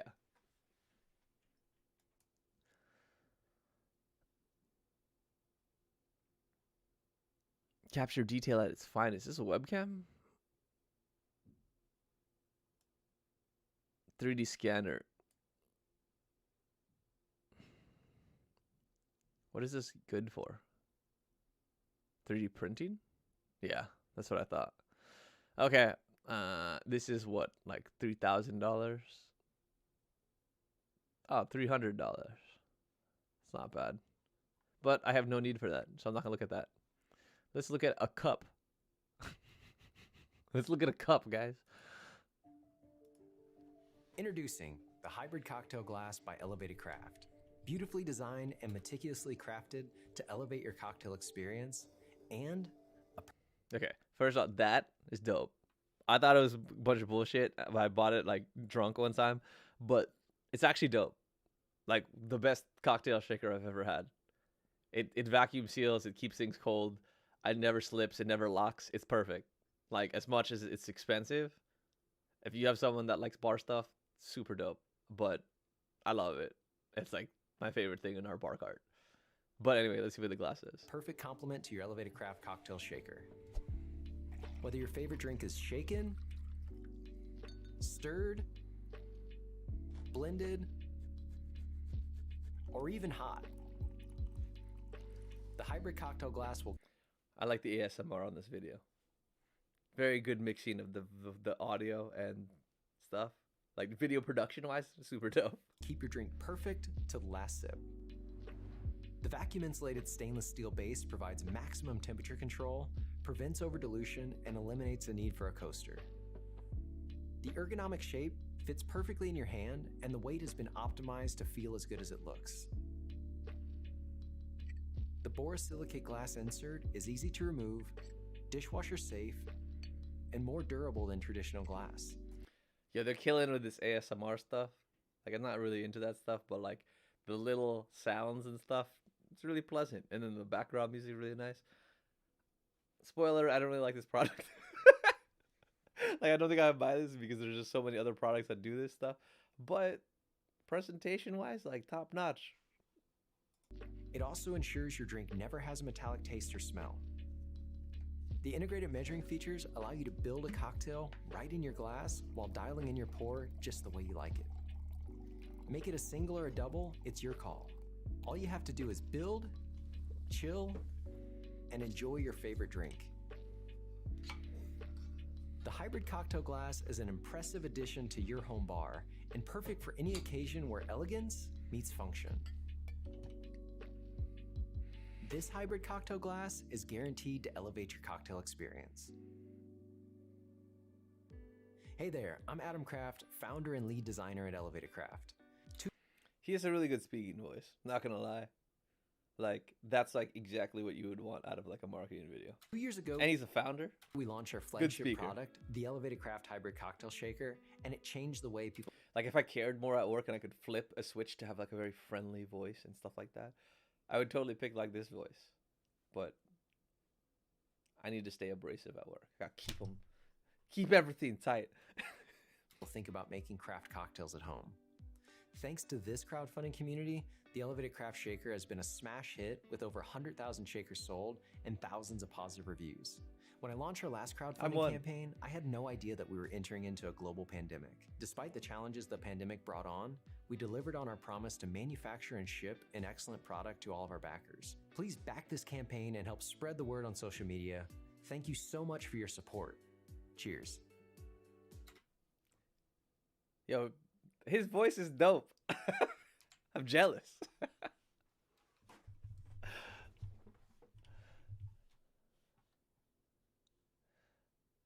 All right, let's stop that one. Okay. And then headphones, heavies. So I'm not gonna buy that. I don't even look at the price. I'm not gonna buy it. But again, if you're looking for a cocktail shaker, Elevated Craft, best one. Heavies. Let's check it out. These are Heavies, headphones designed specifically for metal music.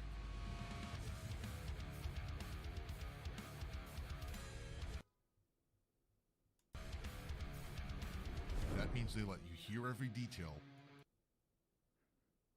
Their sound is incredible, and of course, they turn up loud without damaging your hearing. How? I mean, if it goes loud enough, it should damage your hearing. It's kind of like on your personal discretion, and everyone's tolerance is different. But let's see. Though their logo is readable, I promise you, it's metal.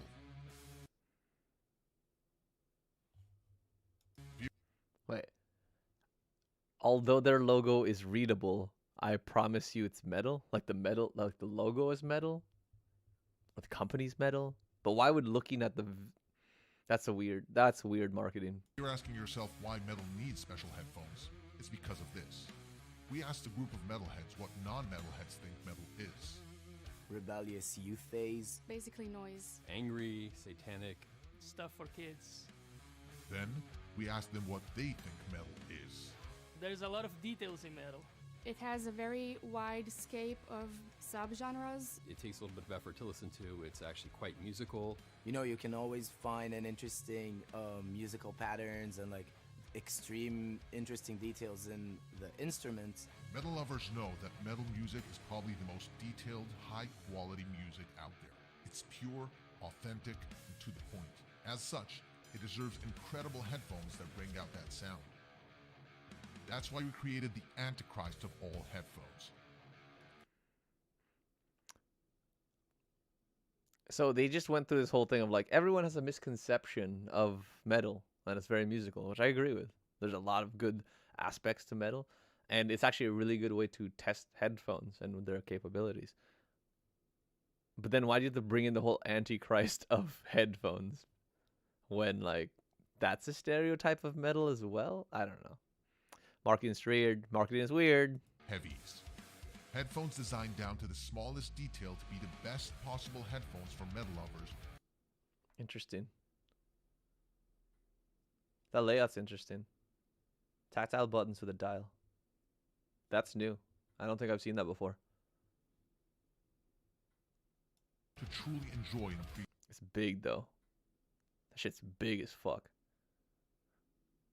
Like those are bigger than the Sony DJ headphones I had back in the day. These are big. Like these are like, I mean, these are big, but maybe it's just because of the articulations out to accommodate for the size that it seems like they're bigger, but they could be around the same size, especially with these big lambskins on it. They could be about the same size. So maybe they look like this. It's just the headband just makes it look way bigger. Appreciate badass sounds. Heavy's main sound engineer is... See, but it doesn't look that big on his head. But maybe she has a tiny head. This guy, Axel Grell. He used to tour with... Axel Grell? Grell? Like Grell Audio? Is that the same? Let's check it out.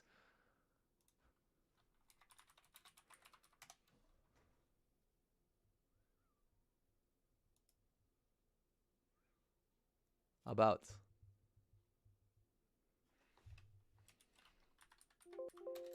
I'm not spelling right. Axel Grell. It's the same dude. It's the same dude that made these. That made these guys. These guys. Open. Oh. Open. These guys. Ah.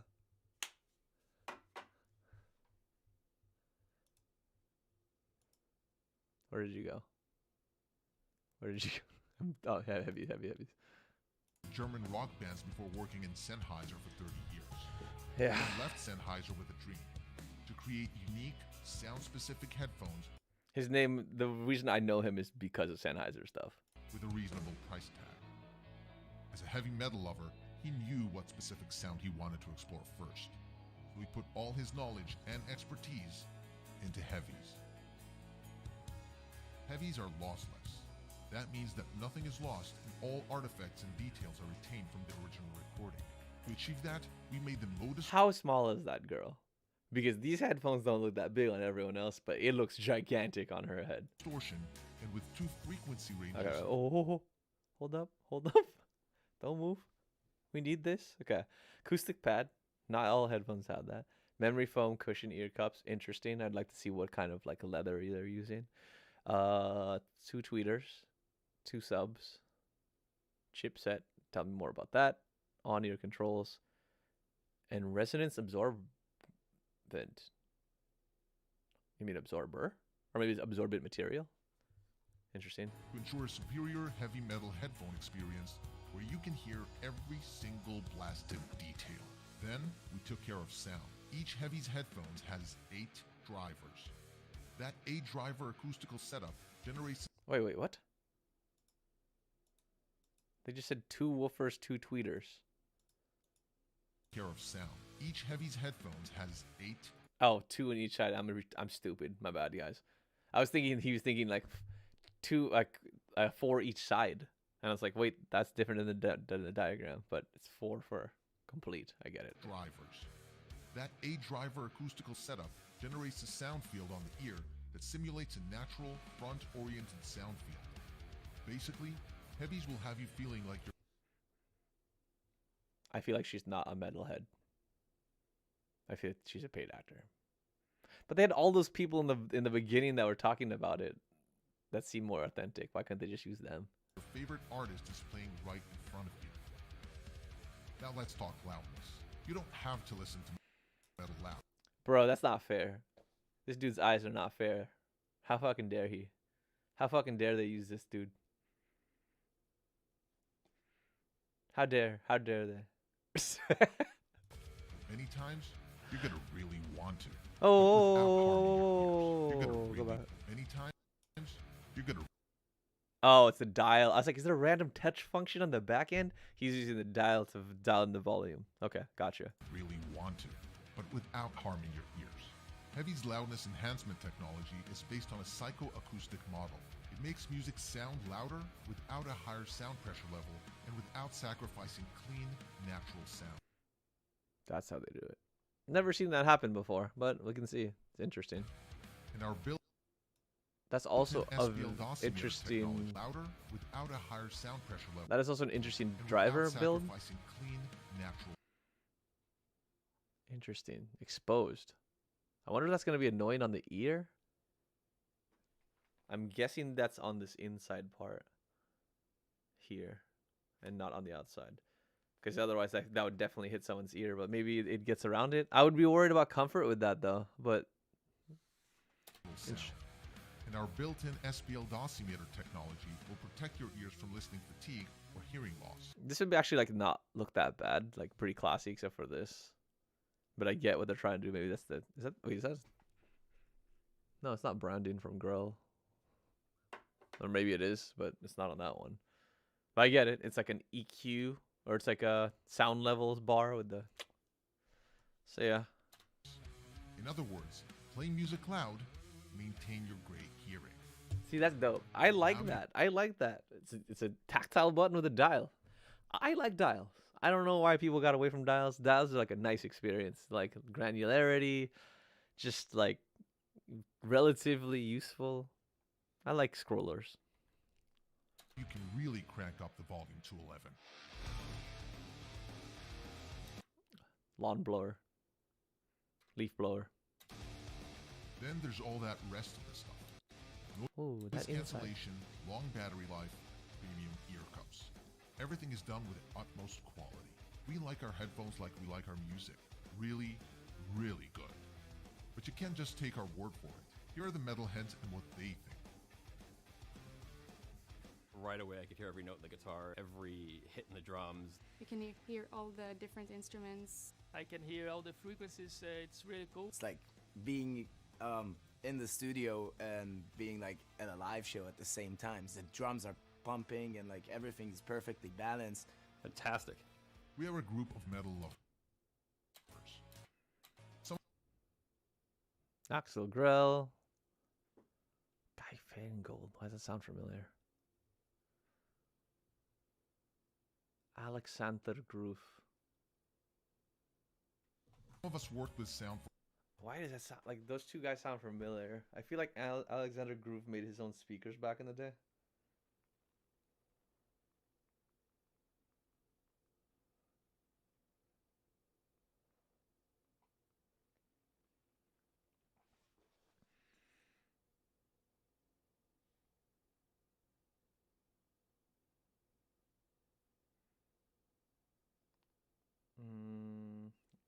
Clear audio?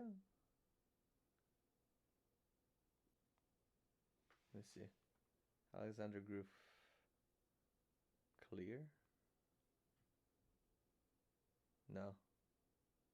Never mind. Probably just a coincidence. For a long time.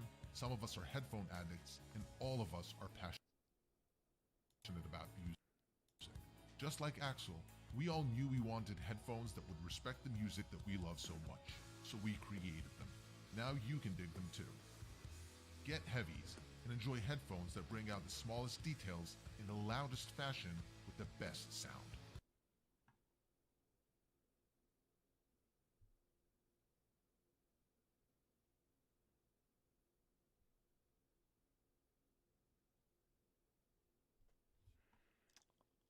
Surprise on these guys. The only problem is I don't listen to a ton of metal unless it's like for a purpose, like testing. But 150 ain't bad, especially if it has an ANC on it. 2 frequency ranges. Do you have other specs available? Lossless plus. The driver setup's kind of interesting though.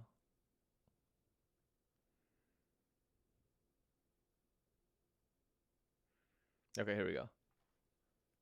8 drivers, subwoofer, 2 frequency responses.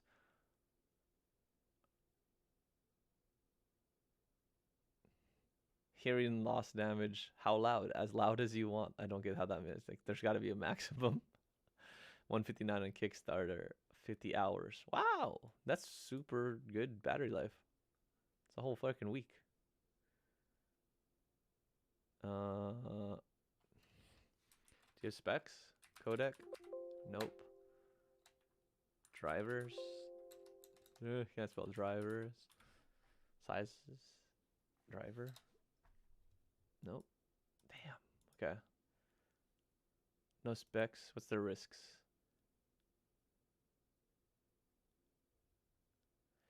It's interesting. This might be a dope from me. I'll just put it on a remind list for now. But yeah, I kind of think this is dope. I just don't know how flexible this would be around like other genres, because it has some. I like the design in terms of like the button features, and the detail is if you can deal with metal and it can actually be discernible from an instrumentation perspective, it might actually carry over to other things as well.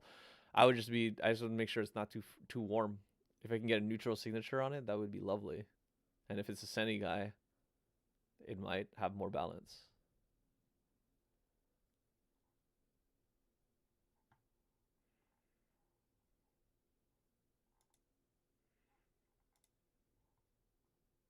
Here we go.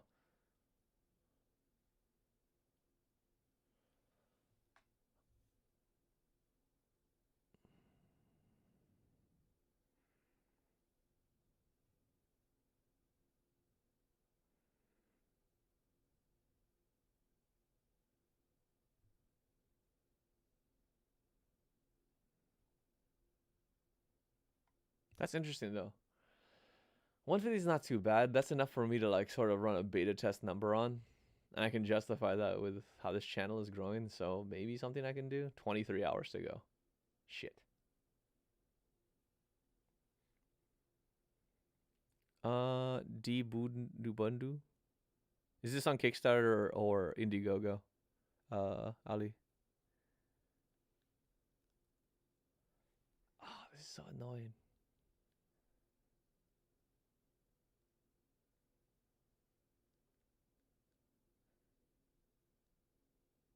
Early bird, 23 hours. I need to make a decision on that one. See if it's dope or not, or if it's worth it or not.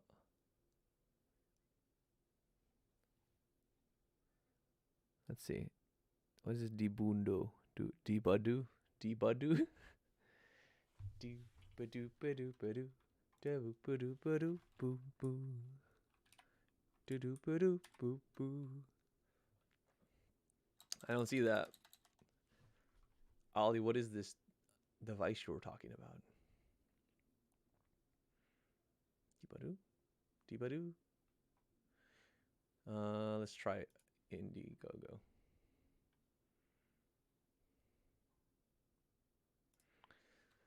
Debadu. Oh, this one.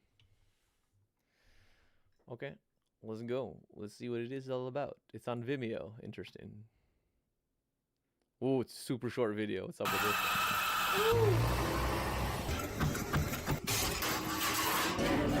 Ears while you're at it. Bro, yeah, you wrecked my ears. Fuck you. What just happened? Oh, my lord. Oh, God. How dare you? That's your intro video? Hey, this is Ear Labs in Malmö, Sweden. Ear Labs has previously been running several successful crowdfunding campaigns. Their products, Surf Ears and D-Bud, have helped to protect the ears of more than 250,000 surfers and music lovers around the world. Now, they're on a new adventure. This is Christian, their CEO. Hey, Christian. Christian, you're up. We've been dedicated to protecting your ears since 2014, and for the past 2 years, we've been working on a great little project. D-Bud U is built on the latest true wireless technology, and it's one little device that will help protect your ears, enhance your hearing, and help you focus in a noisy world. Oh, and of course, D-Bud U can do everything you would expect from great true wireless earbuds too, like streaming music and podcasts, using the voice assistant, and taking phone calls. It's got a graphene driver for awesome sound quality, 3 Graphene microphones, drivers. and a hybrid I've not heard ANC. that term in a while. Oh, and I lost it.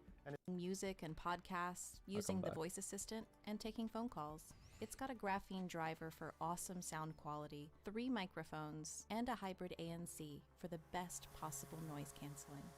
Besides working with sales at Ear Labs, Toby likes to build stuff. However, it can get pretty noisy with power tools. Using a combination of passive noise reduction and active noise canceling, D-Bud U reduces the tool noise to safe levels, keeping Toby's ears protected in the workshop. Karen loves to bike, but also wants to stay safe and aware in city traffic. D-Bud U features a low-latency ambient pass-through for a natural-sounding and highly adjustable hear-through. This great feature helps Karen stay safe and aware of her surroundings, even with her favorite podcast playing in the background. Pierre, who loves to cook, suffers from hearing loss in one ear and has a hard time differentiating voices from surrounding noise. With its speech-enhancing functionality, The fit's a little bit D-Bud U funky. helps Pierre hear The conversations design more reminds me of the clearly and get back PI7s to enjoying from big dinners and social Bowers and events with his Wilkins. friends. Being sensitive to noise, They're big. They're Pierre's really daughter big. They don't even uses seem like they're D-Bud fitting U into when people's ears studying, well. being able to mute the sounds from surrounding noise. So like With here, it looks like it's barely in his ear, like it's hanging out. Like I'm not. If you look at my PI7 reviews, like Bowers and Wilkins made a really comfortable earbud, at least in the short term, which works because they only last like 3 or 4 hours anyway, so you're not gonna do like 8 hours of listening. But they fit snugly like into the canal of your ear, and then they jet out a little bit. It's a little bit Frankenstein-y, but they make the controls easy to access. It's very similar here. It's just more chunky. Like the PI7s were slimmer. Speech enhancing functionality. Debud U helps Pierre hear conversations more clearly And then we go to get the back. girl. Being sensitive to noise. Look how gigantic those guys are. They're so thick. That boy thick. Pierre's daughter Lykke uses Debud U when studying. Being able to mute the sounds of the world around her makes all the difference and allows her to make this great and important product come to life. At the same time, you'll be helping thousands of people from around the world protect their ears, enhance their hearing, and find focus in a noisy world. There's a lot of videos. Okay. Colors. Ooh, grippy case. I like that case better than what they were showing earlier. So let's see. So this thing's $220.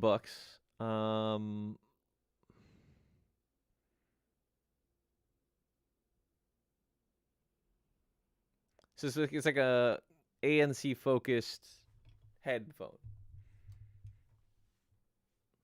Again, which makes me a little bit concerned just because there are clear winners in the ANC market today from an earbud perspective. Okay.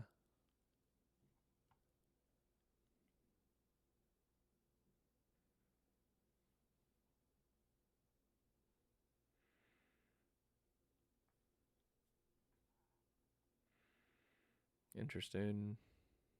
Okay.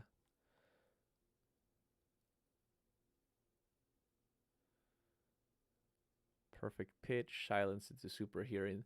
The super hearing thing is interesting. I think that's something that I would like out of some more true wireless earbuds. The neural loops do a wonderful job of it in terms of an earbud functionality. I mean, the neural trues to an extent too, but the neural loops and the neurophones are the most superhuman hearing I've ever had in a headphone or true wireless set. You can just hear everything. Like your jacket sounds super crispy. Conversations from far away seem very near. So it may make you a little paranoid, but if you're just sitting down and just want to, experience or like to be knowing of your surroundings, like those are great. Real EQ, protect your hearing. Yeah. I mean, I think these have some merit, especially if you have sensitive ears. Like my friend Slava has sensitive ears, and he has special noise cancelers. I don't think they're electronic. I think they are just passive, but they're form-fitted to his ear to help him when we go to like clubs or if we go to concerts. He just wears those to keep it dampened. One Halloween, he actually just wore like my headphones because I was Spider-Man and I needed headphones for like the look of Spider-Man Homecoming. But yeah, he just used my headphones and it helped him out. He didn't have music, obviously, but it helped him out through that. So I think there's some merit here. What I would want to know is more about graphene drivers. So let's see. Graphene drivers is a form of carbon in a two-dimensional, one-atom thick film. It's a basic structural element among all ultropes, including charcoal, graphite, and carbon nanotubes. Graphene is 200 times stronger than high-strength carbon steel, blah, blah, blah. What is this? Tell me what the audio implications are.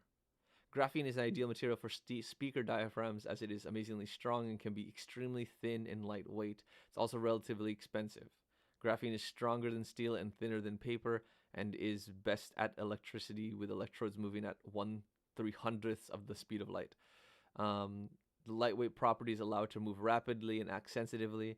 The strong property of graphene keeps it unbreakable and unchangeable. The thin graphene of 100 nanometers or nanomolecules can be, or maybe nanometers, can bear the load of 2 tons. Yeah, definitely nanometers. It can also hold its shape in motions and vibrations. So it sounds like super premium. While like beryllium, as we've been talking about through a lot of these different devices that we talked about today, beryllium is an amazing material for drivers from a sound point of view. It's very lightweight but very stiff, which means that it shows no breakup in audio range or frequency.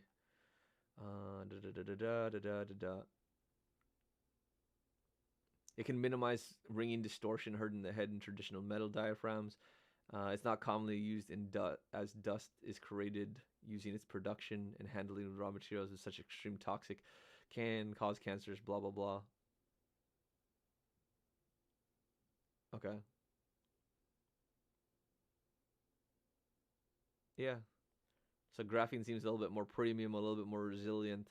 It might have some semblance because of the fact that it's metal and all that, but it seems like to be like the more premium version of beryllium, or premium option to beryllium.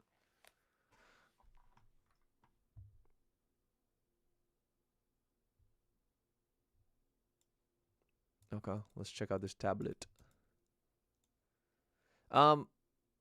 In terms of these guys, I'm gonna say yeah, like I think it's worth a shot. Especially if this is like one of their next campaigns. I think that these are hard things to buy for, so it's good to test them out. And if they have a little bit of other functionality, I might try it. I'm not personally gonna try it because I don't have sensitive ears, but if you are sensitive in ears, they might be worth a shot for you. Especially because you're going to be probably spending a lot of money on molds anyway, and if you want to get a little bit more functionality out of your earbud or ear plugs than just simply plugging and dampening your sound, these might be good for you.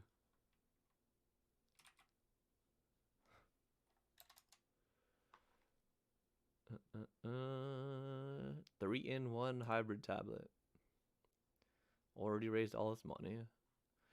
It's interesting because it looks like one of those like Dell secondary USB monitors that a lot of like the consultants at my firm used when they were traveling. This one's touch though. Interesting. We're going to YouTube for this one. External monitors, portable monitors. They're great and commonly used. But when disconnected, they're powerless. Quite literally. Then we thought, wouldn't it be great if they worked like a tablet computer when used alone? So we went ahead and made one ourselves. Introducing to you, Phoenix Note. That was the whole reason why I bought my iPad, actually. It's because I really wanted just another screen or like a drawing tablet, but I needed it to be, it would always need to be plugged into my computer. So like I bought a, what the hell is that called? I have a tablet somewhere.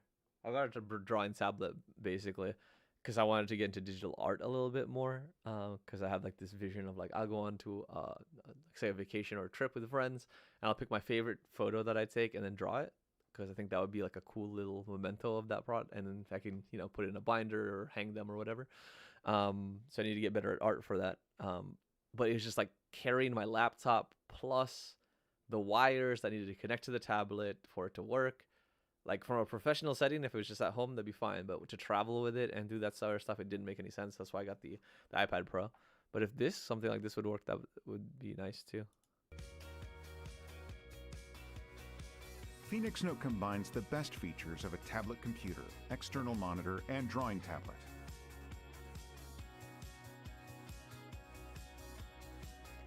Think of it. I'd be interested in how the pen performs.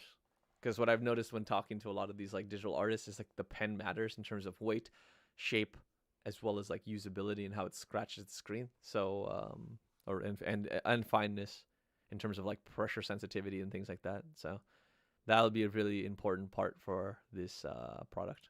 As a touchable portable monitor with a stylus, and that works like a regular tablet computer. This means you can flip open work easily, anywhere, anytime. Phoenix Note uses a simple C-type charger.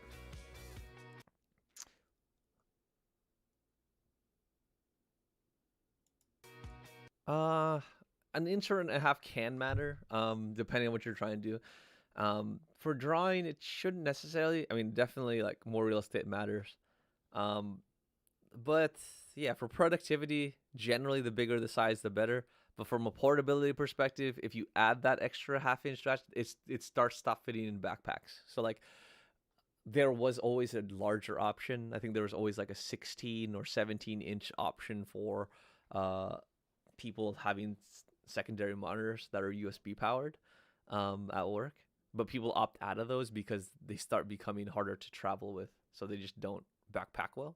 So it just depends on what your priorities. If there's something you're keeping at home, bigger is fine. But if you want something portable, you'll really need to just understand how much your backpack and your everyday carry can handle. but thanks to its long-lasting battery, you can use it for hours on end unplugged.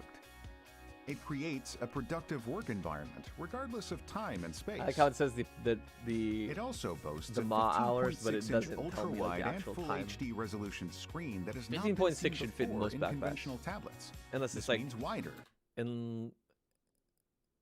Unless you like have a small backpack. If you're like someone who just carries around 13 and that barely fits in your backpack, this won't fit, obviously. 15.6, 1920, 1080p or 1080. Sorry. So full HD, but not 4K HD. Which would make sense because 4K portable would eat up so much power, and there's not even a ton of those monitors out there. I mean, there are from a computing perspective, but not like these kind of monitors. Better. And it's built with 10-point multi-touch capacity, so you can multitask to your heart's content. Plus, the convenience of USB-C type port gives you the flexibility for all types of extensions. It's perfect for all you remote workers, designers, coders, gamers, and digital nomads who live off a tablet, but also crave the productivity of a second monitor. Sharing a presentation becomes extremely easy. Keep things professional and simple without the unnecessary wires. All the while keeping your smart devices fully charged. If you're a Samsung smartphone user, just turn Phoenix Note into a true laptop with Samsung DeX. That's pretty cool. Phoenix Note is also useful when you want to relax. Watch Netflix or YouTube in full HD screen. So I think the biggest benefit I've seen here is that like I can use it as both a tablet and as a third monitor. So like this, I'm not sure if there's probably a way you can augment it for the S8 as well, right? The S8 and iPad Pro definitely have higher resolution, but these sort of like third-party monitor or second monitors for computers generally are at this specification. So I think you can find this on Amazon. USB-C, I forgot. Let me see which one everyone gets. USB-C portable monitor. So it just depends on how fancy you are. So the bougie people at my work use this one. Variable success. But yeah, you'll see it's 15.6, 1920, 1080. And then the people that kind of want a cheaper option is just this AOC model. Similar resolution, smaller resolution here. They have a full HD version of this one, though, I believe. Just a little bit more expensive. I thought they did. I swear they did. But maybe they started transitioning to the lapel. Yeah, so lapel, Asus, and AOC are generally the monitors that people at my work use. But they're very similar specs. So if we go back to this campaign here, or sorry, this video, we'll go check out the campaign. Let's just finish up the video. Or plug and play on yeah. needs for work, play. Okay, I think I got the sense of it. How much is this guy? Whoa! Jesus. Wow, that's expensive.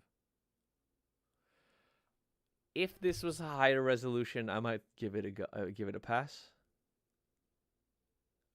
But it's 1080p and $500, and I can buy the Asus one for literally $169.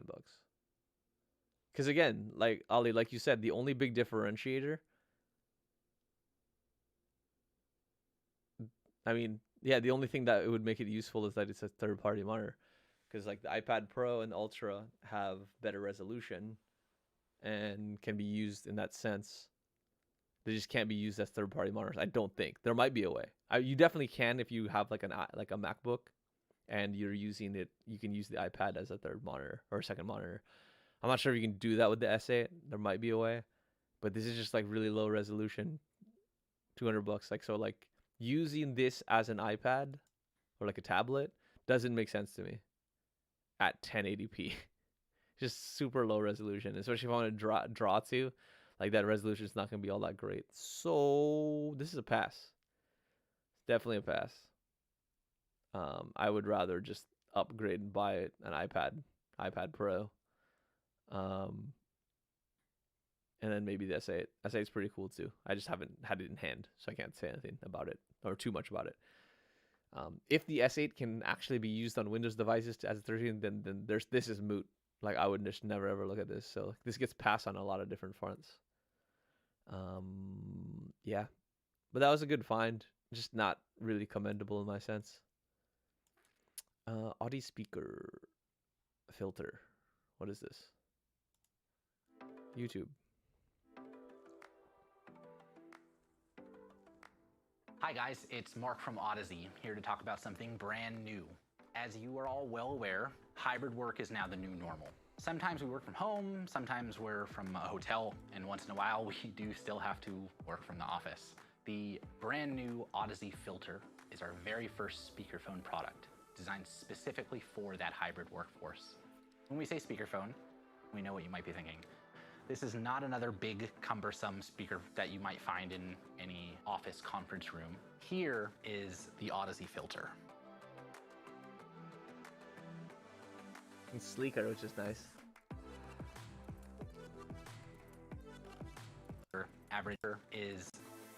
To be honest, like, I know a lot of people, like, scoff on this stuff, but, like, as a consultant, like, we spend so much money on those Jabra pucks just because they sound good and they isolate voices, so it's good for team meetings. So this would be interesting if this Odyssey is dope. The thing is, like, I believe this a little bit more because I know that they make quality products. If you really need to pump up the volume for media playback, you can enable Filter's ludicrous mode, giving you a huge boost to the max volume and range. Filter can be used either via USB-C or Bluetooth for connection on almost all Hangouts and many noise cancellation eliminate. On Microsoft Teams, something like that, these distractions are now going to be a thing of the past with the filter. It's beamforming and AI-assisted noise cancellation technologies really do work wonders. So let's play that clip, something like that. So let's play that clip back, and you're going to see just how much noise that the filter was able to eliminate. All right, so now here we have a baby crying. You might be hearing a lot of these noises in your daily Zoom meetings or on Microsoft Teams, something like that. These distractions are now going to be a thing of the past with the filter. It's beam. That's actually pretty cool. It does obviously digitize his voice quite a bit, Forming but and AI assisted. the baby is pretty quiet, and baby noises are very hard in particular because they're high pitched. But like the other low droning noises were kind of out, so that's kind of cool. Noise cancellation technologies really do work wonders. Pretty incredible. Pretty dope. How much are you? 3-pack for $338, $388.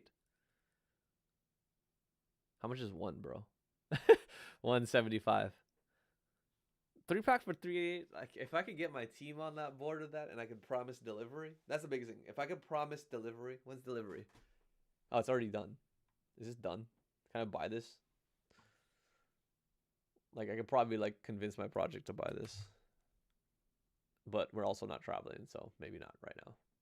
But let's see how much you cost. How much is your actual price?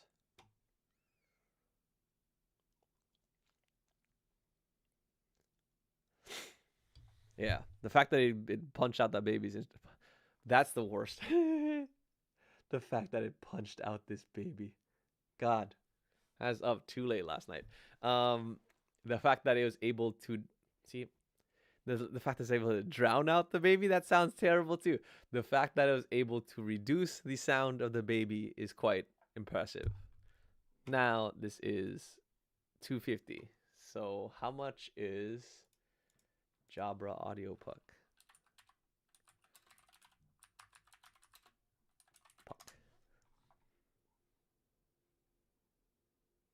$164, the standard one that we use.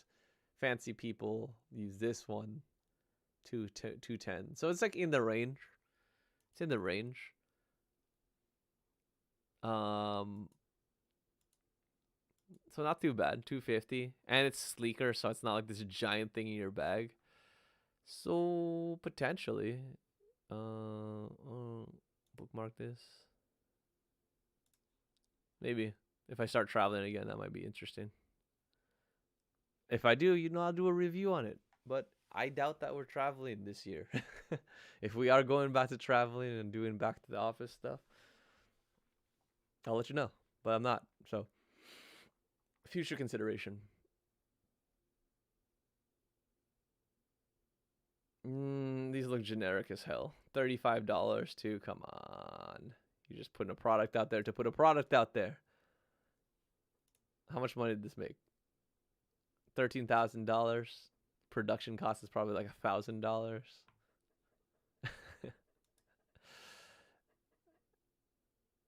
Top 10 finds. X-foil. Oh, I always wanted to get one of these things. I just couldn't justify it. Self-cleaning and emptying robot. Super fancy. Blood pressure. Document scanner. Evoc clear. No. These anamorphic lenses are also interesting.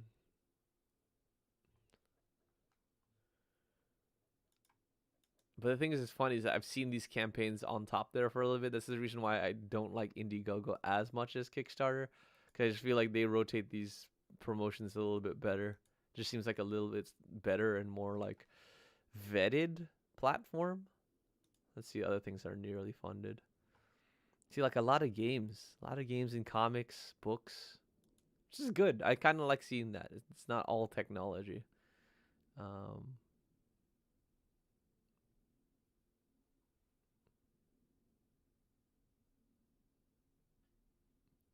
Oh, what was that thing called? There was like this like light break speaker, light rock speaker. Speaker light rock. I wonder if that got funded.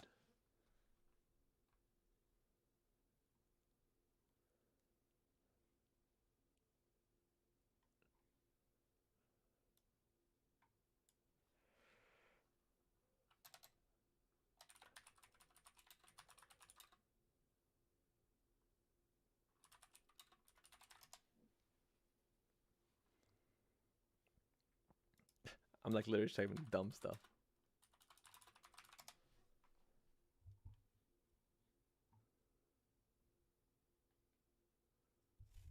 I wish I knew the company.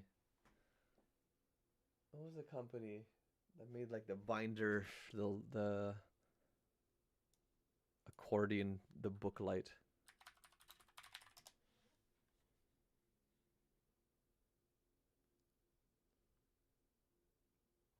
Wooden book light? There we go. There's all the copycats.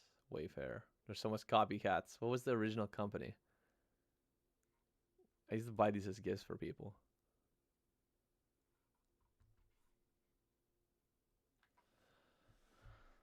I forgot.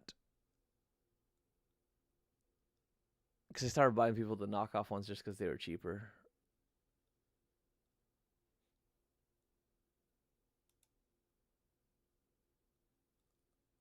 They all look the same. The fact that people are making on Etsy is hilarious. I mean, I guess it wasn't all that much to make now that I think about it. They were so expensive. Lumio. That's what it was. Look at that, $200 for this thing. It's a small one too. It's not even the big one. It's crazy. But Lumio wasn't the company, I don't think. There was another design company that made a speaker that broke out. It's like a rock, and you can break it out and it light up. It's crazy. I just forgot about it because I was like, I'm not paying for that crap. Anker Power Conference.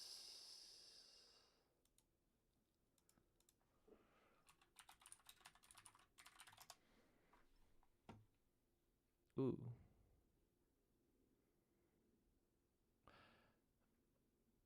That might be interesting too. How much are you?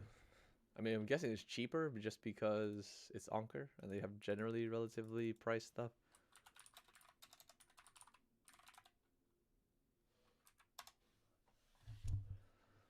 This guy. $99, so cheap. Well, not cheap, but cheap for one of these things. It's pretty good. I'd have to see if they have troubleshooting of any sort. Let's see.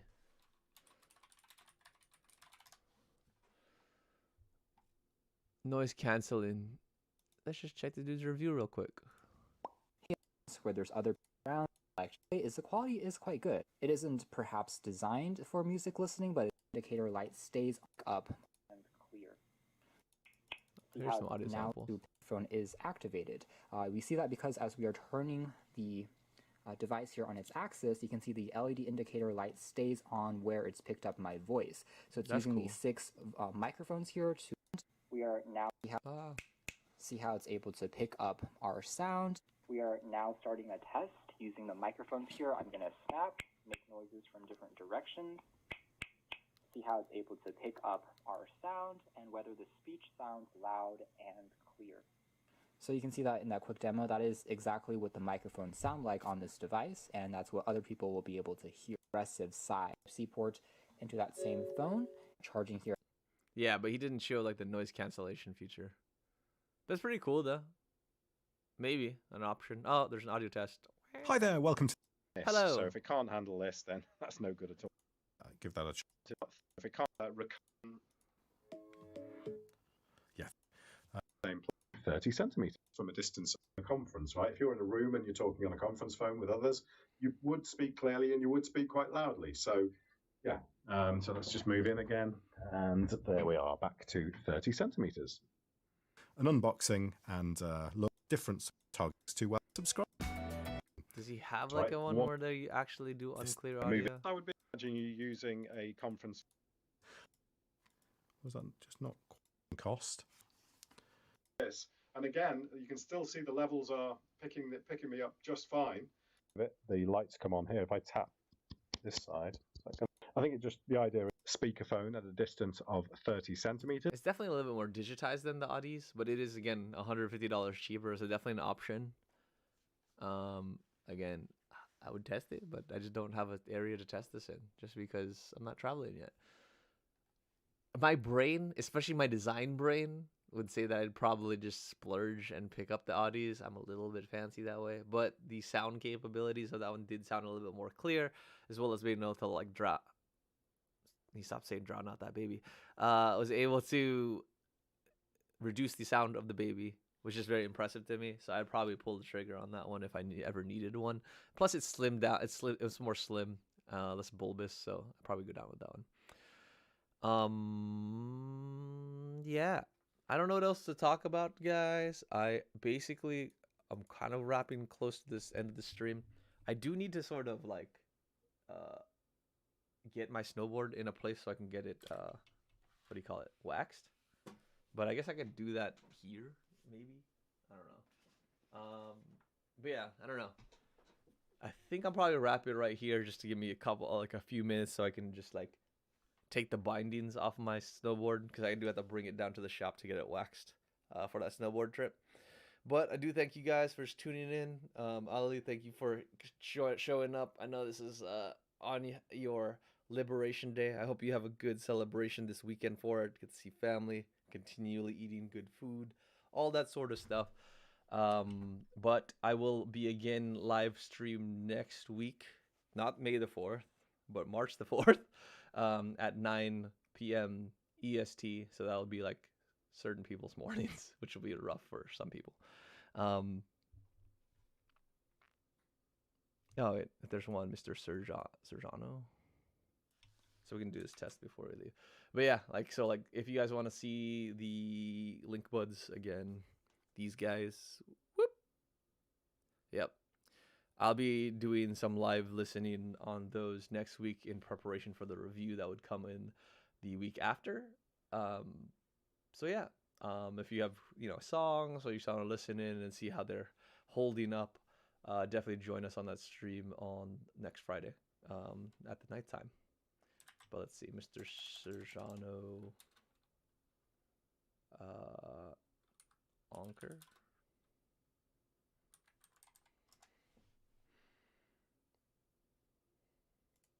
Hey everyone, Mr. Sujano here. In today's video, we're Oh, he's using the Electro mic. Love those. checking out the Anker PowerConf S500.